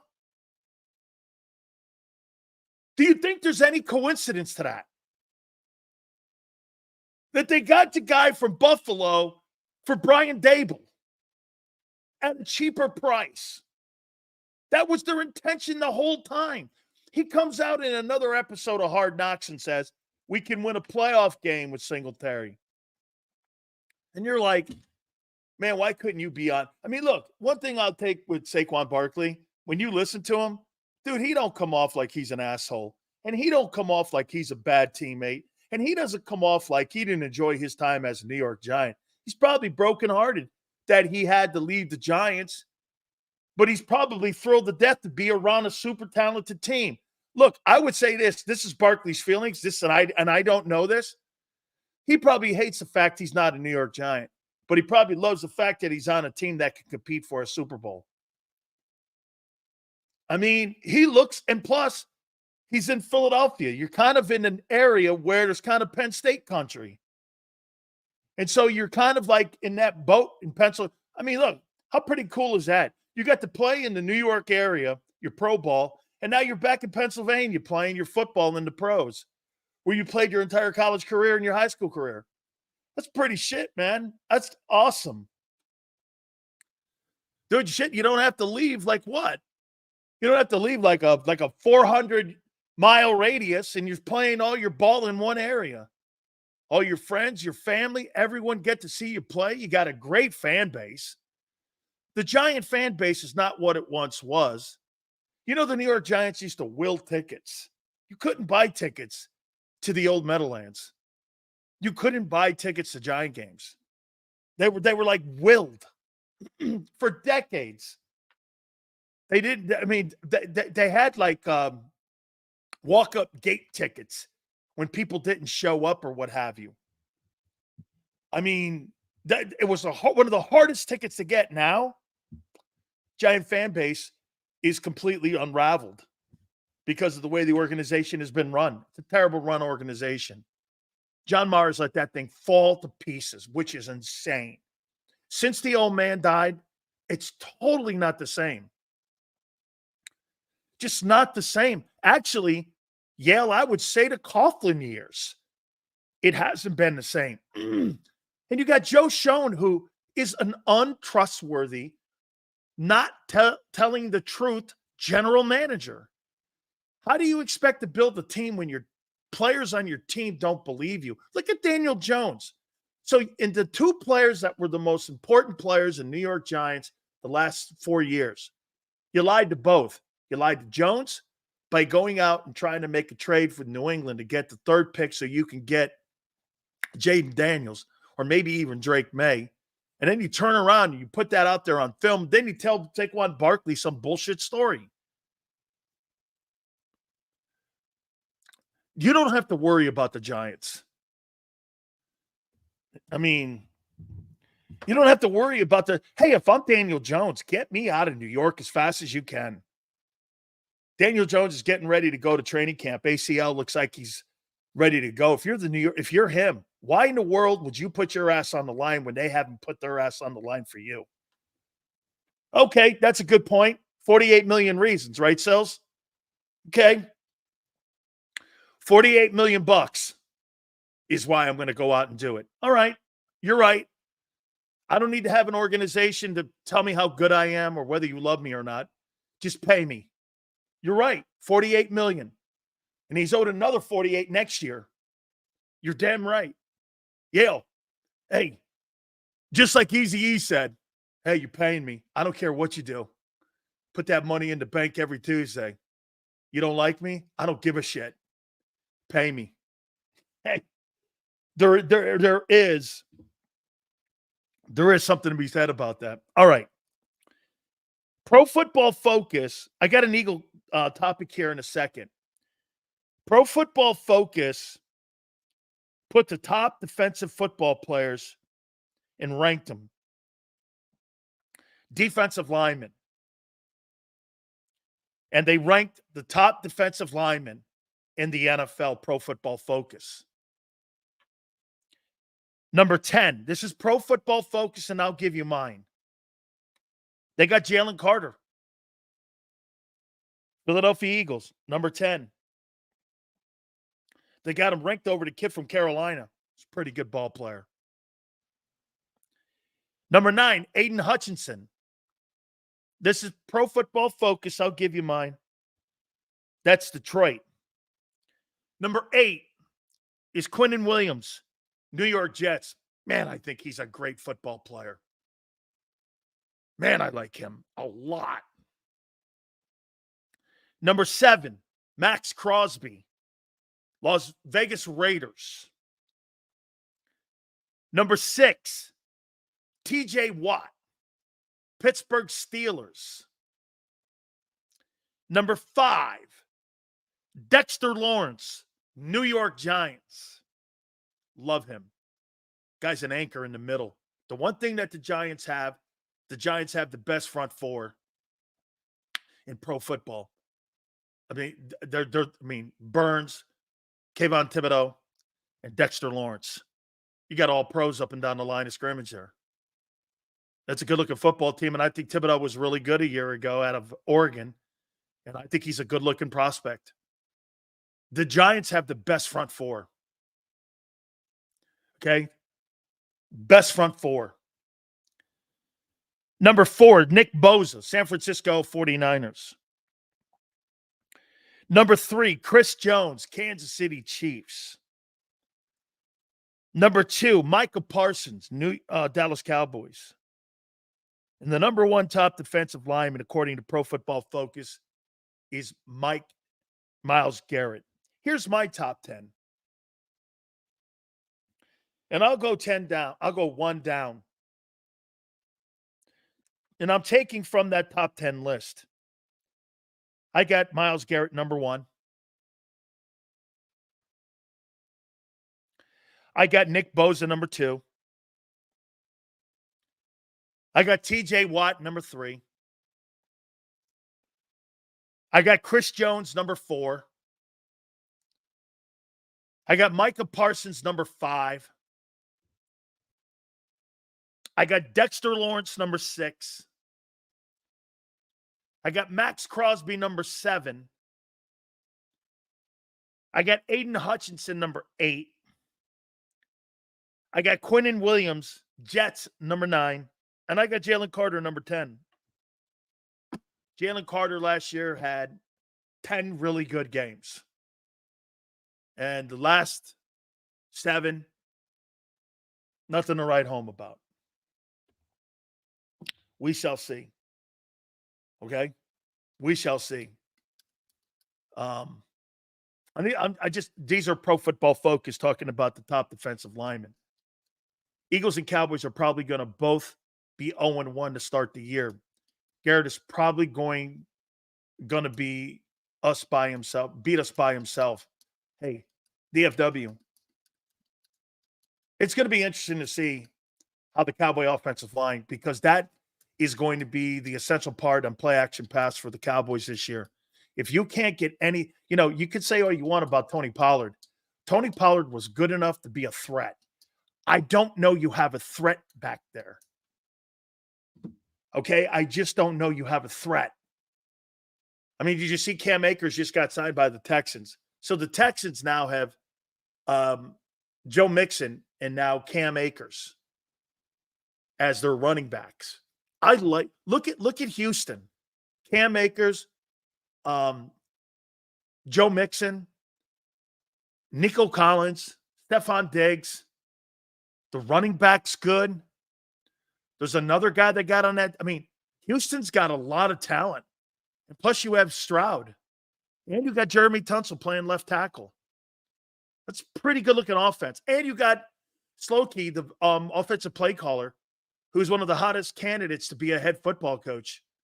Houston's going to be a problem this year. Injuries, defense, Will Anderson, all those guys, will those guys have another duplicate year like they did a year ago? How crazy is that? How good that whole thing was put together by Nick Caserio. You trade up, you get Will Anderson. You trade up, you get Stroud. Centerpieces for your football team the next decade. Tremendous moves. All panned out. And you signed D'Amico Ryans. 3 years ago, the Houston Texans were a shit show. Tank Dell is legit. I'm with you. I think he's legit. Okay? Big Sills, Tyler Guyton isn't starting. The Cowboys' first rounder. They ain't putting in. That's crazy that they're not putting Tyler Guyton in. He may be hurt. I don't know. I have to check that out. Houston needs to push all their chips in the next 4 years. Well, yeah, because you're going to have to eventually pay. DFW sports fan, they're going to eventually have to pay for all that. No question. Yeah, I'm buying Houston too. Dallas will collapse if don't. Remember something though, James. Let's do this about the Cowboys. The postseason, your conversation is correct. Here's the one thing Dallas can do to you, though. Dallas can wreck your season. Because one thing they've done the last 3 years, they've won ball games in the regular season. You got to get to the postseason. Dallas can ruin your season. They've won 36 ball games in the last 3 years. That's really good. Sills, you know Dallas will fold. I'm not talking about the postseason. I'm talking about getting to the postseason. They stopped you from winning the division. They blew your doorknobs off last year in Dallas. He's 9-4 versus you. Sills, he's not good in the playoffs. I'm not talking about the playoffs. I'm talking about getting to the playoffs. I'm talking about getting there. Okay?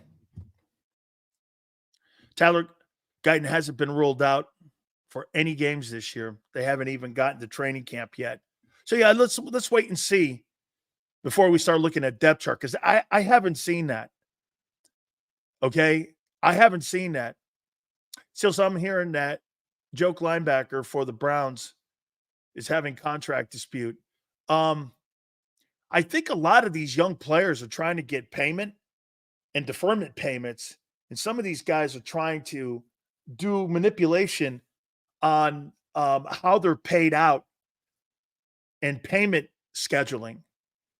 See, a lot of these teams want to put some of the money in the next calendar year, and some of these players are trying to get their bonus money earlier. Okay, but that money goes against the cap and the general managers. See, the salaries are set. So anybody that's holding out now that's a rookie, this is more about payment schedule and compensation if you were to get cut. So it's more about languaging in 1035, the fan said it, Sills. Okay, all right. Well, I want to see that first. All right. Regular season, Dallas is a threat. Correct. Dallas is a threat in that division to win it. But I'm James Jones. I'm going to stick to it. And I know DFW, I appreciate you here all the time. But, brother, I want to see where you're going to get offense from. Is Brandon Cooks going to, have a bounce-back season at 2? Are you going to do anything else as you get into training camp when it comes to wide receiver? Are you going to make a move? Are you going to make a – hey, get this. Here's something that people in San Francisco are saying. 49ers may be dealing Deebo Samuel and sign Brandon Ayuk. I mean, Deebo Samuel would be the odd guy out. If I were, 49er all day. Don't you think if you're John Lynch, Deebo Samuel's not really a top flight wideout. He's a top flight talent and playmaker, like one of the best playmakers in the game. But is he a top wide receiver? Like, is he a better wide receiver than Devontae Smith? He's not. I don't think he is. Okay? I just look at him. Ayuk's a better wideout. Now, he's a playmaker. He gets open.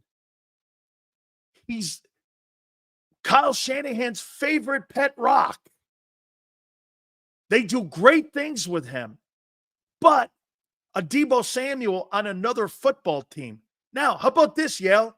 Deebo Samuel in Miami with Mike McDaniels probably works. Or the guy in Minnesota probably works.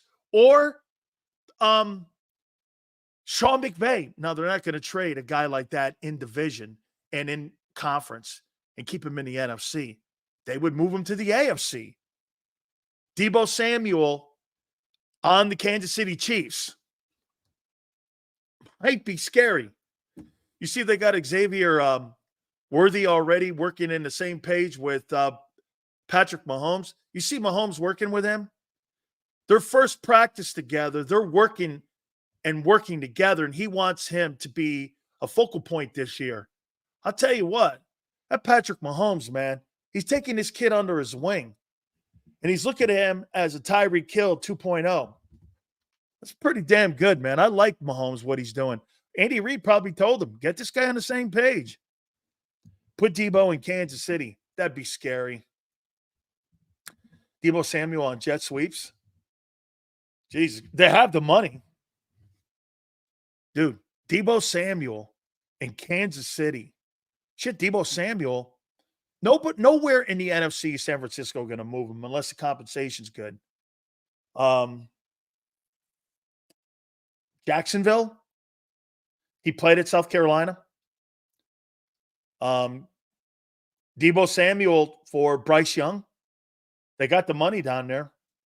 You send Deebo Samuel to Carolina.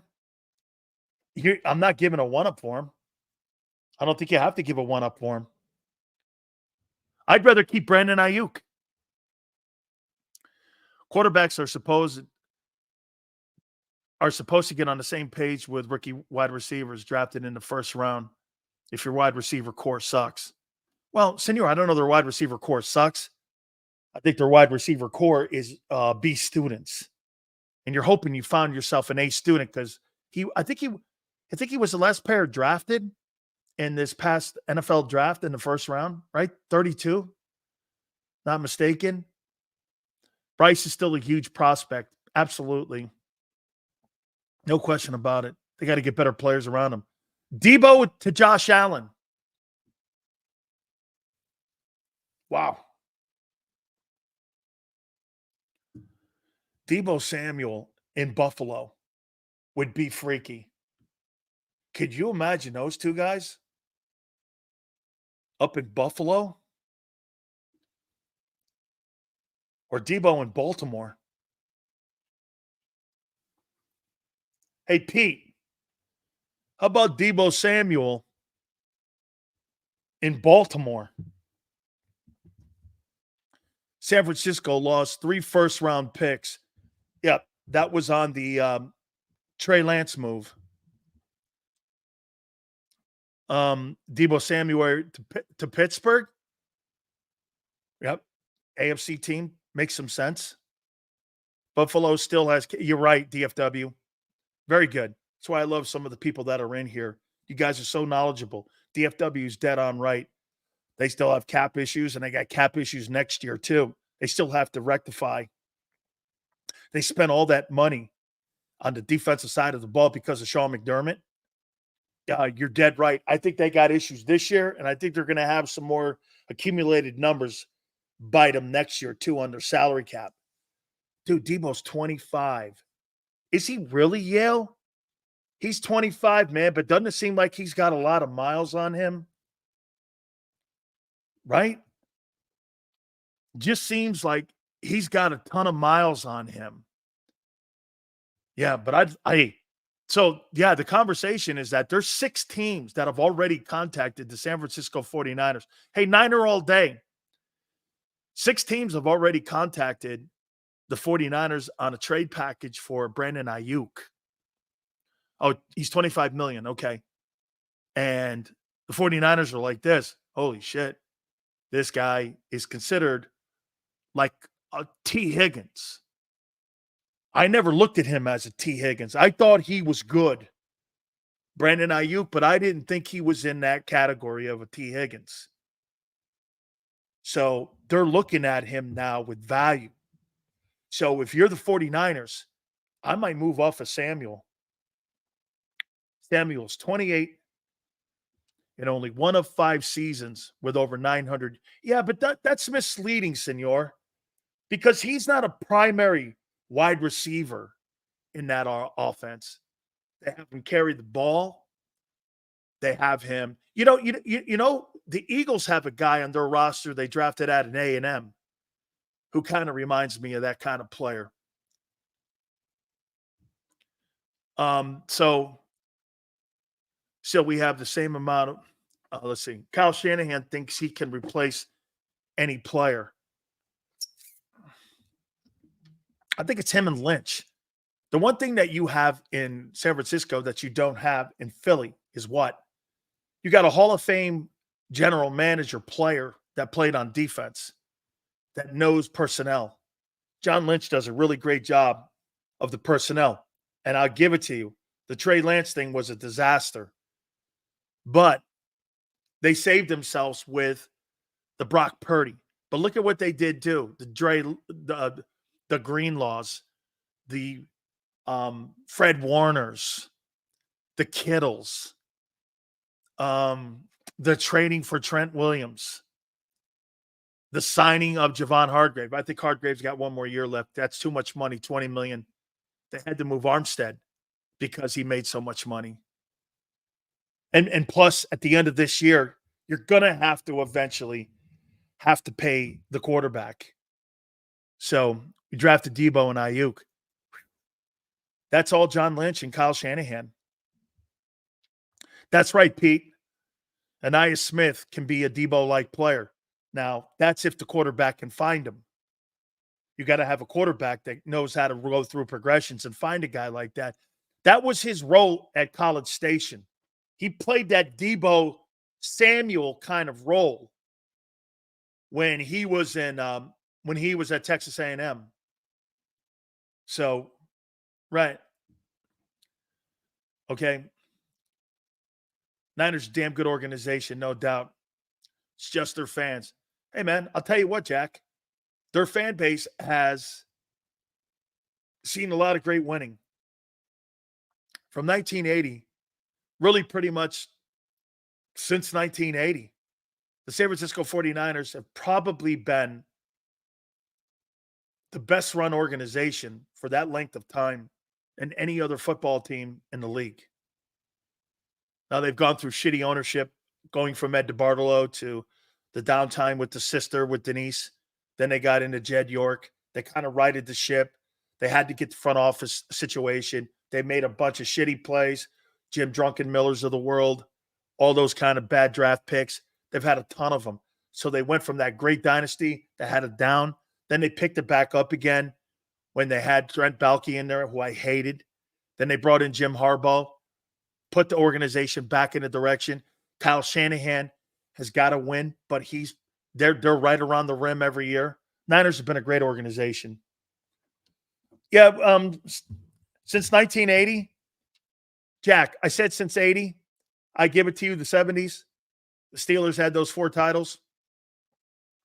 And since 1980, they've won how many Super Bowls? 2? Is that right? Since 80? Cowher and Mike Tomlin, they've won 2. 49ers since 1980 have won 5 Super Bowls, have been to 7. So, the last 25 years, for sure, it's been the Patriots. But since 1980, the 49ers have been the best franchise in pro football. Okay, I mean, 7 Super Bowl appearances, 4 wins. I mean, how many losses is it? They got 5 wins, and they lost with Harbaugh, and they lost with Kyle Shanahan. Oh, they lost 2 with Shanahan. So they've got 8 NFC championships and 5 Super Bowls since 1980. I don't know. It's the best franchise in the NFC since 1980. I mean, 8 conference titles, 5 Super Bowl wins. There's no team in the NFC since that time. I'm trying to think. Giants since 80. 86, 91. They got beat in 99. Carlton won 2. That's 4. So 5 appearances since 80. I'm trying to think anyone else. The Rams, St. Louis 2, Los Angeles 2. It's been the Niners. It's been the Niners.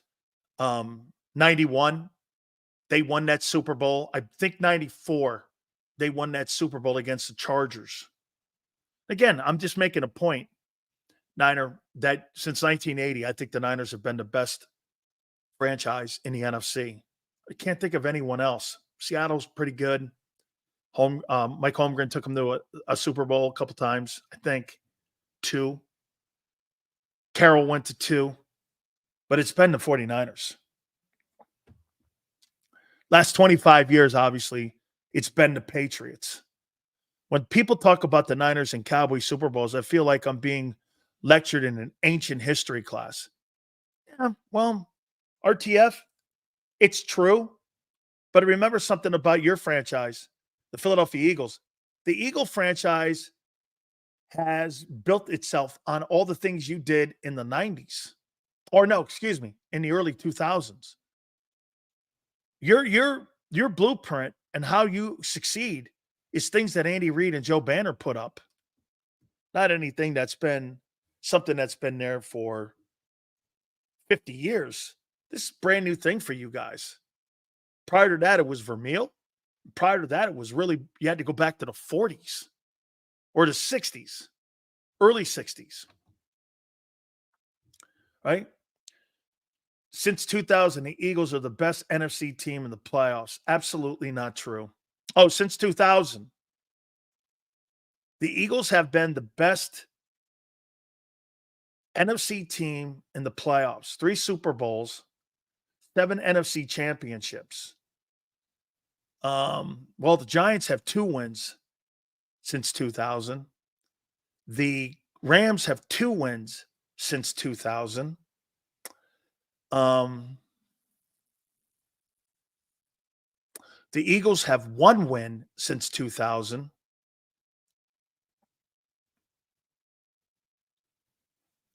I mean, Giants have 2 Super Bowl wins since 2000, I believe. Eli Super Bowls. Sills, does Howie even listen to his scouts? Yeah, I think he does. Or does Howie just pick whoever he likes and scouts don't have any say-so? DFW, this is what I would say that Howie does. Howie takes his analytics guy, or wait, the scouts look at players and they find the top 15 or 20 players at the respective positions for the upcoming April draft. Then what his analytics guys do, they go and watch game film on his tendencies. Is this guy more likely to be a sack guy, say a 7-sack guy in the NFL, or is this guy more likely to be a guy who's a 10-sack guy? And what they'll do is they'll start putting analytic trees together on prospects on how they look at these players. This guy's got more upside here. Like, let's just take a look at Quinyon Mitchell versus Teron Arnold. What do you think was the number one thing that separated Quinyon Mitchell from Teron Arnold? I'd like to know what you guys think. What was the thing that you think that swayed the Eagles not to draft him?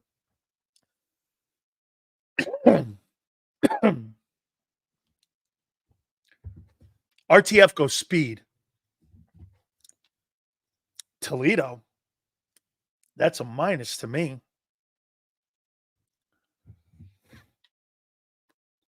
Why in the world would you take Quinyon Mitchell?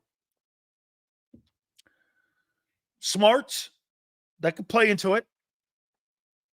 Not that I think that Nick Saban recruits dumb players. Crowley goes, I have no clue. Well, here, this is how I look at the both players and why you would go with maybe, and I'll do positives for both, why you would take one. Why would you take Quinyon Mitchell over Teron Arnold? It looks to me that Howie is more of a projection guy than he is an actual guy who looks at who the player is now. He's trying to forecast that Quinyon Mitchell, given better coaching, being around better players, he's going to have a higher ceiling than a guy like Teron Arnold, who's playing around some of the best players in the country and on one of the best college football programs on the planet with the best coaching. So he looked at him, and he's more of a projection. He's like Bryce Huff. Nobody on the planet would think Bryce Huff is an elite pass rusher. Nobody. One season doesn't make you an elite pass rusher. This guy's had 1 season of 10 sacks. He's elite on a team that won 4 games. How does that make you elite? Okay, you can't. But he's projecting. I hear John McMullen on Birds 365 doing this all the time. Well, I think this guy's going to be a grand slam. Well, he's projecting. Like when you look at TJ Watt is a great player. Hassan Reddick is a great player. for what he does. There's guys, you go like this. This guy's who he is. You can't say that about Bryce. You have no idea, nor do I. It's a projection. Look, if you and I can't have a conversation about a player like Bryce Huff, what is he? Then you know he's a projection guy. And I think Howie looked at Quinyon Mitchell and he said, I see more upside with Quinyon Mitchell than I do with Teron Arnold. He's faster, maybe better in the hips, maybe a better athlete. Okay. And you go back to his story. Small town in Florida, right outside of Gainesville. Gainesville didn't want him. Now, Howie must like that. Howie went to school in Florida.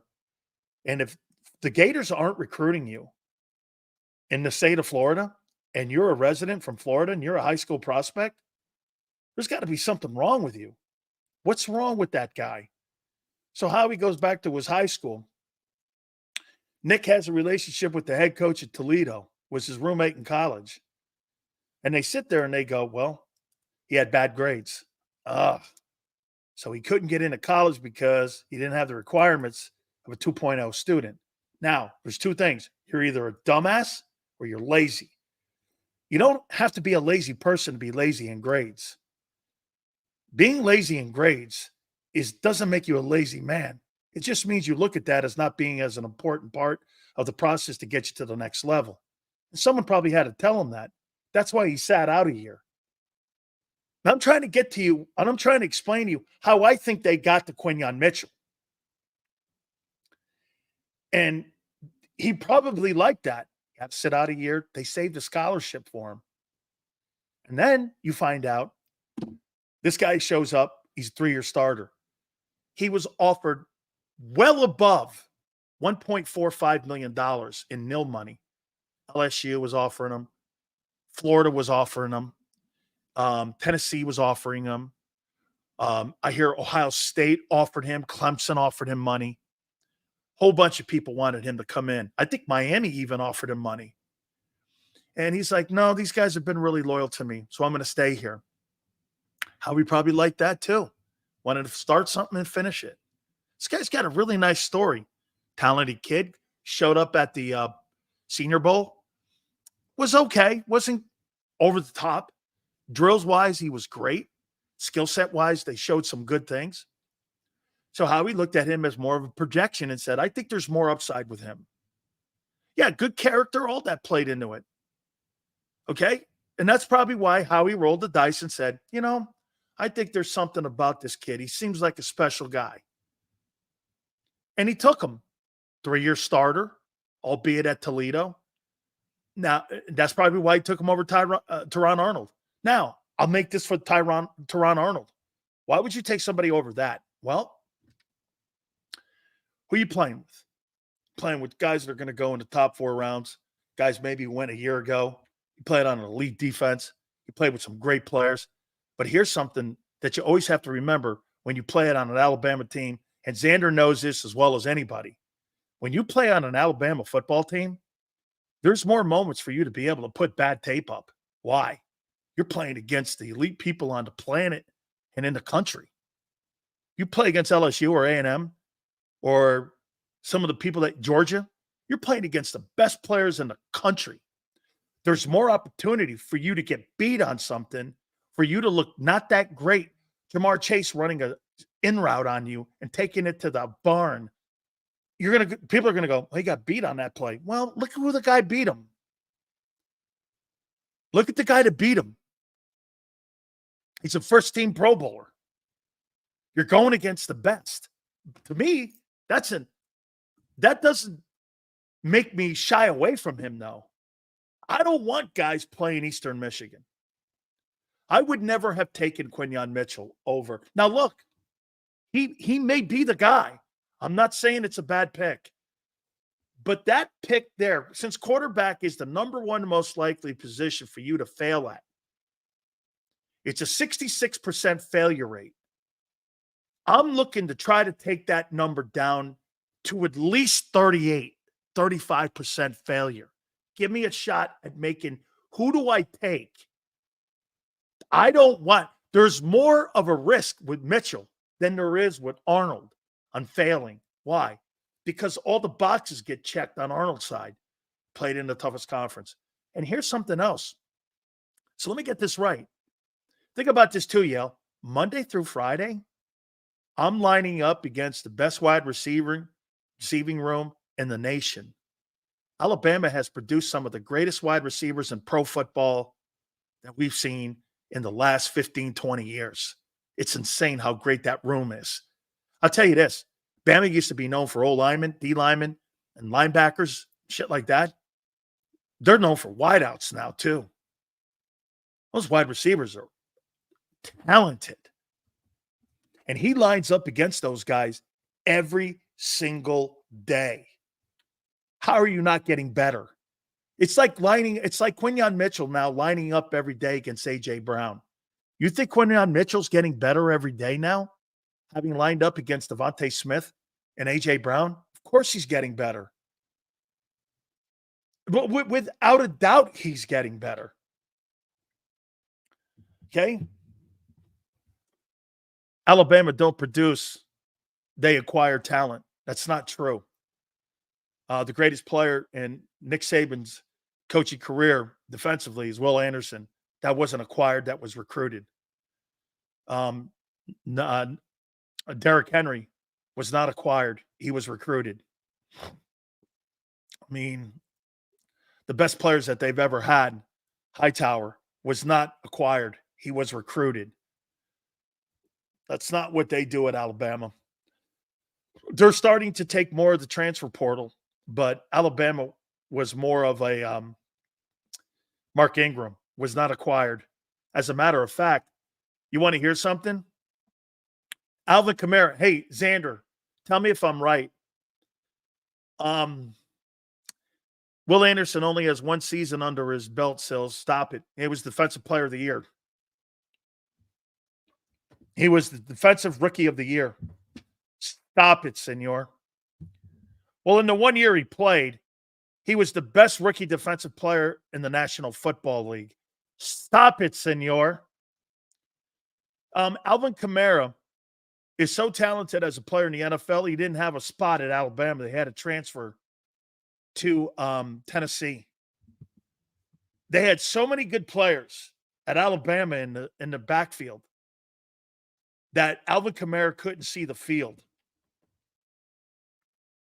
Couldn't see the field. And he had to transfer to Tennessee. That's how good a job they did at recruiting. Sills, is Amari Cooper the best wide receiver to play under Saban at Bama? No. I think the kid may be in Philly. Julio Jones. Dude, Julio Jones is going to knock on the door for Hall of Fame. Okay? Julio Jones, a Hall of Fame guy. I mean, okay? He's going to be knocking on the door of the Pro Football Hall of Fame. I think the conference matters a lot, but you can, Jason, but here's the difference, Jason, in today's evaluating of Shaq Leonard was a good football player until he got hurt in shoulders. He was an all-pro player in Indianapolis. Yeah. Hey, how many, get this. Are you under the impression that Shaq Leonard Shaq Leonard may have been shitty for you, but he wasn't shitty in Indianapolis. Shaq Leonard. According to here, Shaq Leonard again has back issues now, and here's what Shaq Leonard produced when he's a four-time Pro Bowler. He's the NFL Defensive Rookie of the Year. He led the NFL in forced fumbles. He led the NFL in solo tackles. He led the NFL in combined tackles. He was a two-time Conference Player of the Year. Senor's trying to make it sound like this guy was a bum. He's a four-time Pro Bowler. Three-time All-Pro. Senor, you might want to go back on that one. Senor, he wasn't. If Will Anderson has that numbers and that resume, I'm good with that. 4-time Pro Bowler, 3-time All-Pro. I mean, led the NFL in tackles. I don't know what else you want from the kid. And he's defensive rookie of the year. That's a pretty good career. Jack Leonard had a really good career. Yeah, well, Chase Young didn't have the career Leonard had, or I don't think he'll ever have the career that Will Anderson's going to have. Leonard was a beast in Indy, man. That's not a fair conversation there. Hey, one thing that I wanted to say about, somebody brought up the conference when you're evaluating and when Howie goes through his evaluations. Here's the one thing you got to take into account. Why today it's different. Finding a guy at Toledo. Why finding a guy at Toledo is a reach. Why is that? Most kids today use the transfer portal. If you're at a place like UConn, or you're at a place like Utah State, like Jordan Love was a couple of years ago, or even Josh Allen at Wyoming, you're not staying at those programs. You're going to transfer like a lot of these quarterbacks like Bo Nix and all these other guys are going to go to Oregon. You're going to go where the money is, Florida State. You're going to go where a lot of cash is now. And you're going to go to a place that's a Power 5 school. You're not going to small. You don't have to stay at small programs any longer. So finding guys, like I showed you guys here, just to show you guys, 32 players were drafted in April. 32 players. Caleb Williams, all that. Okay. Who's the only player not drafted from a Power 5 school? Do you know who it was in the first round?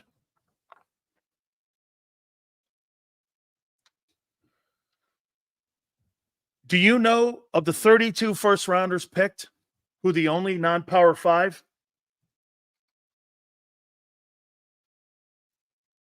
player that was taken?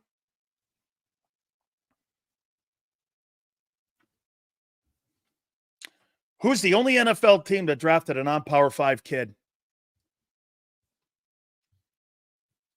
Was the Eagles. Not saying they picked the wrong guy. I'm saying they enhanced their chances of failure here.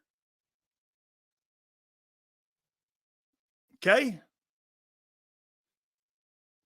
Senor goes, Eagles, Quinyon Mitchell, duh. Okay. Well, you don't find that weird? That of all 32 teams, nobody but the Eagles drafted a guy who didn't play at a Power 5 school. Well, because today, college football, you don't stay at smaller programs. You go to Power 5 schools. Why? Better coaching, better opponents, more visibility, and you get a salary from the attendance when you go to a team like A&M.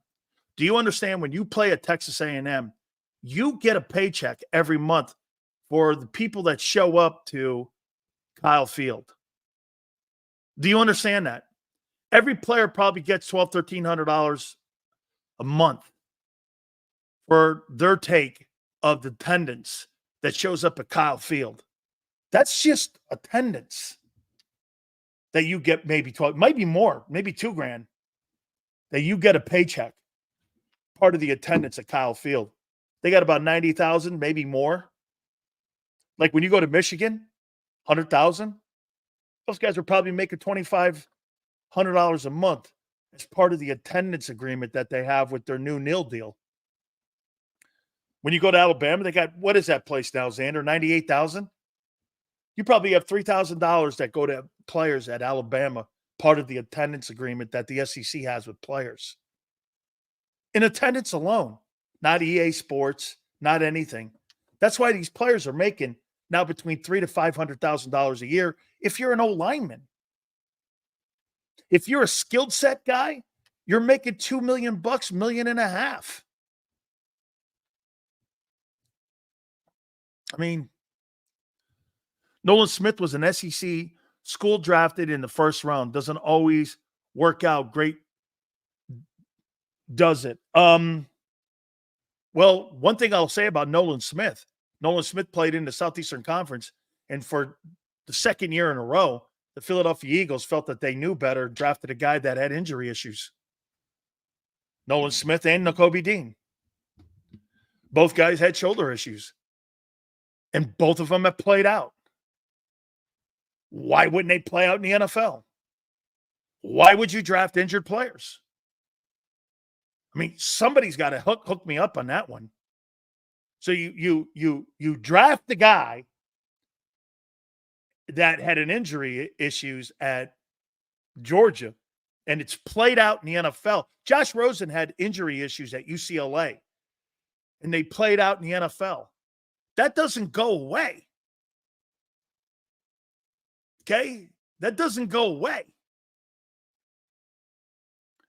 Maybe that's why Howie zagged and dragged. Yeah, hey, Senor, probably a little bit. Hey, and by the way, Senor, I'm not saying that he's not a good pick. I'm totally not saying that. I want to see him in action. Totally not saying that. Okay? Dean was a third round. They took a risk. Drafting an injured guy who's an undersized linebacker to play in the National Football League and Yale in the NFC East, which is considered one of the more physical divisions in all of football. You're going to put a guy in there with a shoulder history issue. Really? I don't know. Right? Just saying. I mean, if you're playing in the AFC and you're in a division that throws the ball like the AFC West, AFC West doesn't really run the rock. They throw the ball around the yard. So you got kind of like a little bit more latitude with me there. You're in the NFC East, though, man. It's dominant. You got to stop the run. You got to play in cold weather. You're on shitty turf in some places. I mean, the old black and blue division used to be the NFC Central division. I played in that. It used to be Chicago, Detroit, Minnesota, Tampa Bay was the NFC Central division. I think that's what the Central. Yell, am I right? That's what the Central division was. The Central division was Bucks, Packers, Bears, and Vikings. I think that's who we played. And I don't remember where the Saints were in that. They may have been in the NFC West because there were only three divisions. There were only three divisions, I think. They had the East, the NFC Central division, and the West. There weren't four divisions. There were three. There were three divisions. Seattle was in the AFC, believe it or not. Seattle was in the AFC. When I played, Seattle was in the AFC. They weren't in the NFC. And Carolina, Jacksonville were not around. Yeah. How was Tampa there? I don't know how they got in the NFC Central Division. They couldn't put them in the East. So just because you play in the SEC, that doesn't mean everyone is going to be good when you go. But but you're Kyle, you're right. But Kyle, don't you think that the best players in the United States with the best coaching in the country, your odds as a scouting department, your odds in scouting department, don't you think they're lower if you're recruiting where the best coaches, the best prospects, the best talent, and the best teams play? Don't you think the chances of you finding somebody at one of those programs is going to be more of a success rate than finding somebody in the MAC? Right? Seals, didn't Cardinals used to be in the NFC East. I played them when they were in the East. When they were in St. Louis, They were in the NFC East. They were the St. Louis Cardinals. Their last year in 87, we went to St. Louis and Busch Stadium, and we played them there, and Neil Lomax was their quarterback. And we played them there. They were in the NFC East. It was them, Washington, Philly, and the Cowboys were in the NFC East back then. Yeah. Okay. Hey, Jack goes, that barely. Me too, Jack. Hey, Jack, me too. I barely remember those days. That's why Mitchell is a departure. I wonder how much influence Nick, probably a lot. Nick probably had a come to Jesus conversation with the coach, his friend. Hey, what's he like? This guy's great. He's a great ball player. I would say that Quinyon Mitchell, probably Nick Sirianni's influence of his relationship with the head coach at Toledo, probably swung it. And then Vic, remember something too. Vic had to sign off on that. And know this too, Yale. What's the two things, or what's the one thing that these two players that they drafted all have in common? They played zone in college at Iowa and at Toledo, which means it's not going to be that crazy of a learning curve for them when they show up to training camp. It's not going to be that nutty for them to do that. Okay? So, again, now, for Quinyon Mitchell, he's more of a gamble with more projection of an upside, where Teron Arnold, and by the way, as I said, Teron Arnold was taken just a couple picks later. He was taken just 2 picks later. Quinyon Mitchell went 22. Arnold went 24. They're right there. They're right there. Okay? Quinyon is a D. Slay type of player. Remember something too, Pete. When you play that style of, here's the one thing then that Quinyon Mitchell, I would question. Does he struggle playing press? And one of the reasons why they got him was to play center field. I'd love to play in that defense back there like they did in 22 with Bradbury. And I think Vic Fangio thinks that Bradbury could have a bounce back year going back to the style of play of 22, keeping everything underneath. I think Matt Patricia did more harm to the Eagle defense in the second half of the season than any coach on that coaching staff last year. He derailed the Jalen Carter Rookie of the Year campaign. He derailed the cornerback play. He absolutely hurt, in my opinion, the corners on that football team and their play and why that defense went to shit. He hurt Jordan Davis a ton by putting him in a 2-gap and not just putting him over the nose. He did so much damage last year to that defense. It is all on the organization on why that defensive football team and its players fell on their face. I mean, Jalen Carter could have coasted towards the Rookie of the Year award, and if they would have given it to him still, I'd have been okay with it. I would have been okay because he was so dominant. But then after the 49er game, they changed it out. They did so much damage to the development of Dean, to Carter, to Davis, to Smith. They think they did them a solid. They hurt those guys. Not one of those guys had good years. The only guy to really have a good year last year on defense was Fletcher Cox. He was the only guy with a decent season. It was Nick's decision to put Patricia as the play caller. I don't believe that. Okay? I don't believe that because, Senor, if Nick really made that call, that's a fireable offense.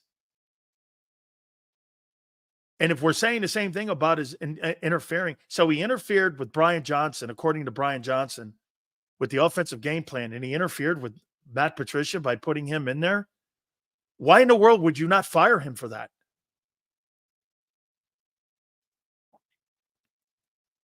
Why would you not fire him? Bradbury could have a bounce back year. I don't think they can trade him and not cutting him because they don't want to lose the money. But, well, it's only 4.5, 4.3 if they cut him. Remember something. Nobody's trading for him. Not trading $12 million and giving a draft pick up for that. They'll wait for a cap casualty during training camp. Okay, fine. Howie's decision to put in Patricia and Howie's decision to keep Nick in place to fire him for future Howie mistakes. Okay? Well, Yale, let's hope that that disconnect, in my opinion, has been resolved. Like Xander said, enough with the 23. I'm with you. Tomorrow's the start of training camp. These are going to be storylines to watch. Okay? All right. Hit the like button. Keep it here, National Football Show. If you missed any of today's show on the JAKIB Media channel, listen to the podcast on your way home. Available on YouTube, Apple, and Spotify.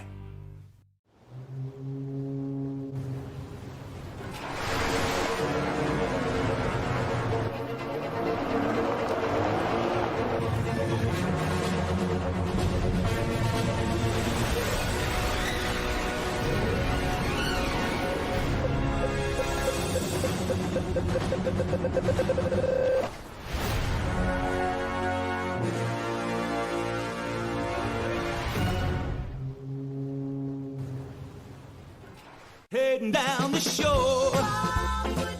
Have a ball once more. Here, imaginations run wild and time stands still. Because here, you can find the best of the Jersey Shore, all on one 5-mile island. So leave the old you behind and get lost in the woods. Wild, wild, wildwood day. Plan your stay in the Wildwoods today. They're carving them up and good play calling along the way. First and goal at the 6.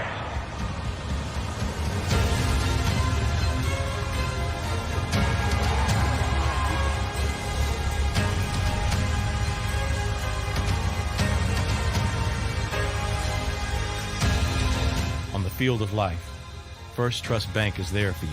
Champions on 3. 1, 2, 3. Because Philadelphia dreams deserve a Philadelphia bank. Win and save this baseball season from Colony Pools and Power Washing, a local company serving Delaware, Delco, and Chester County since 1970. Are you tired of looking at your green house? Is your roof, siding, deck stained green from algae and mold? Let the experts pressure wash your home and take the pressure off of you. Win with Colony Pools and Power Washing. Call them now at 302-762-2250. That's 302-762-2250.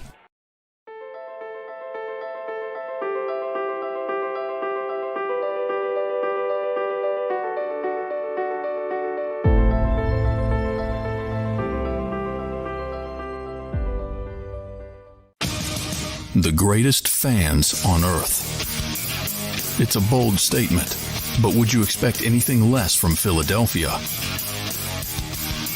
58 years of heartache creates a toughness, a grit, a resolve not found in most. Sure, our prayers were answered, but now that we've had a taste, we're looking for more. Pondley Hockey, official partner of the Philadelphia Eagles. EAGLES, Eagles.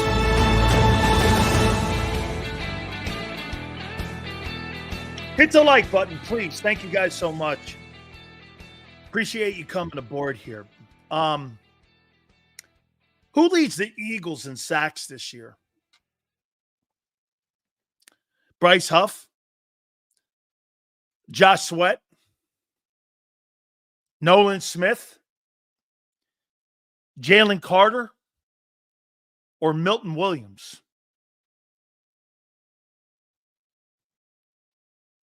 Who's your money on?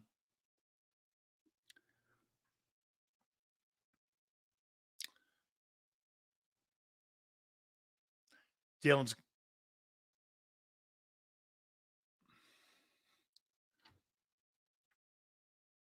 Who leads the Eagles in sacks?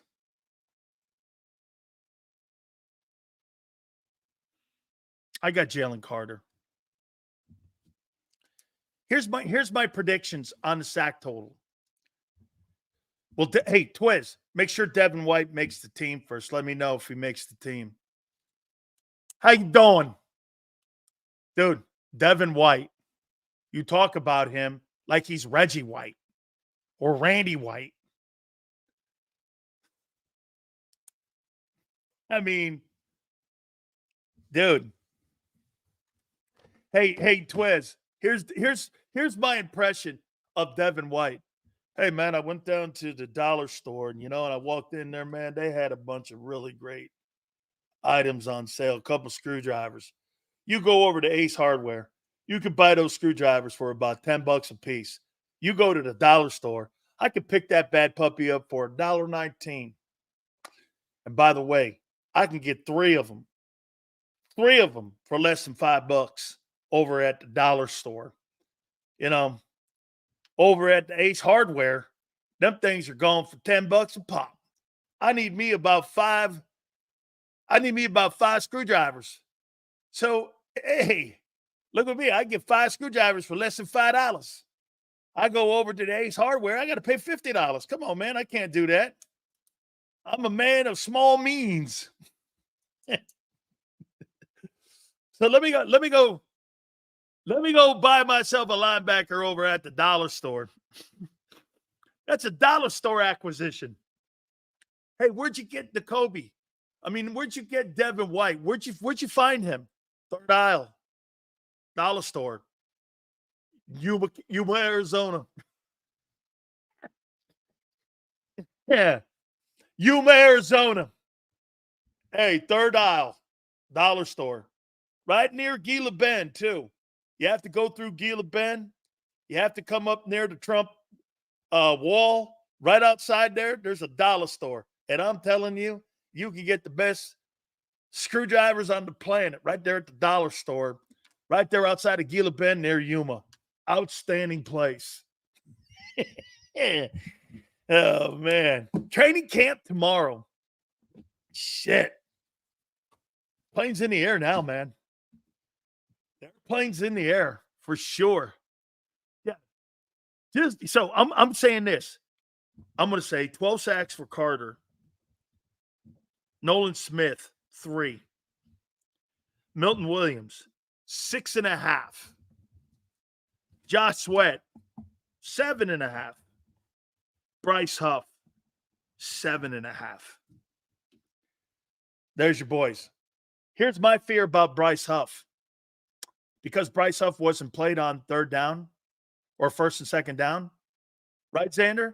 How do you know the guy's not going to get worn out by the end of the year because teams are going to run at him and tenderize him a bit? You think he's going to hold up where he hasn't played downs and the amount of downs he's going to play this year? I want to see him get through a season first. All right. Tomorrow, training camp starts. We are here, my friends. Please hit the like button.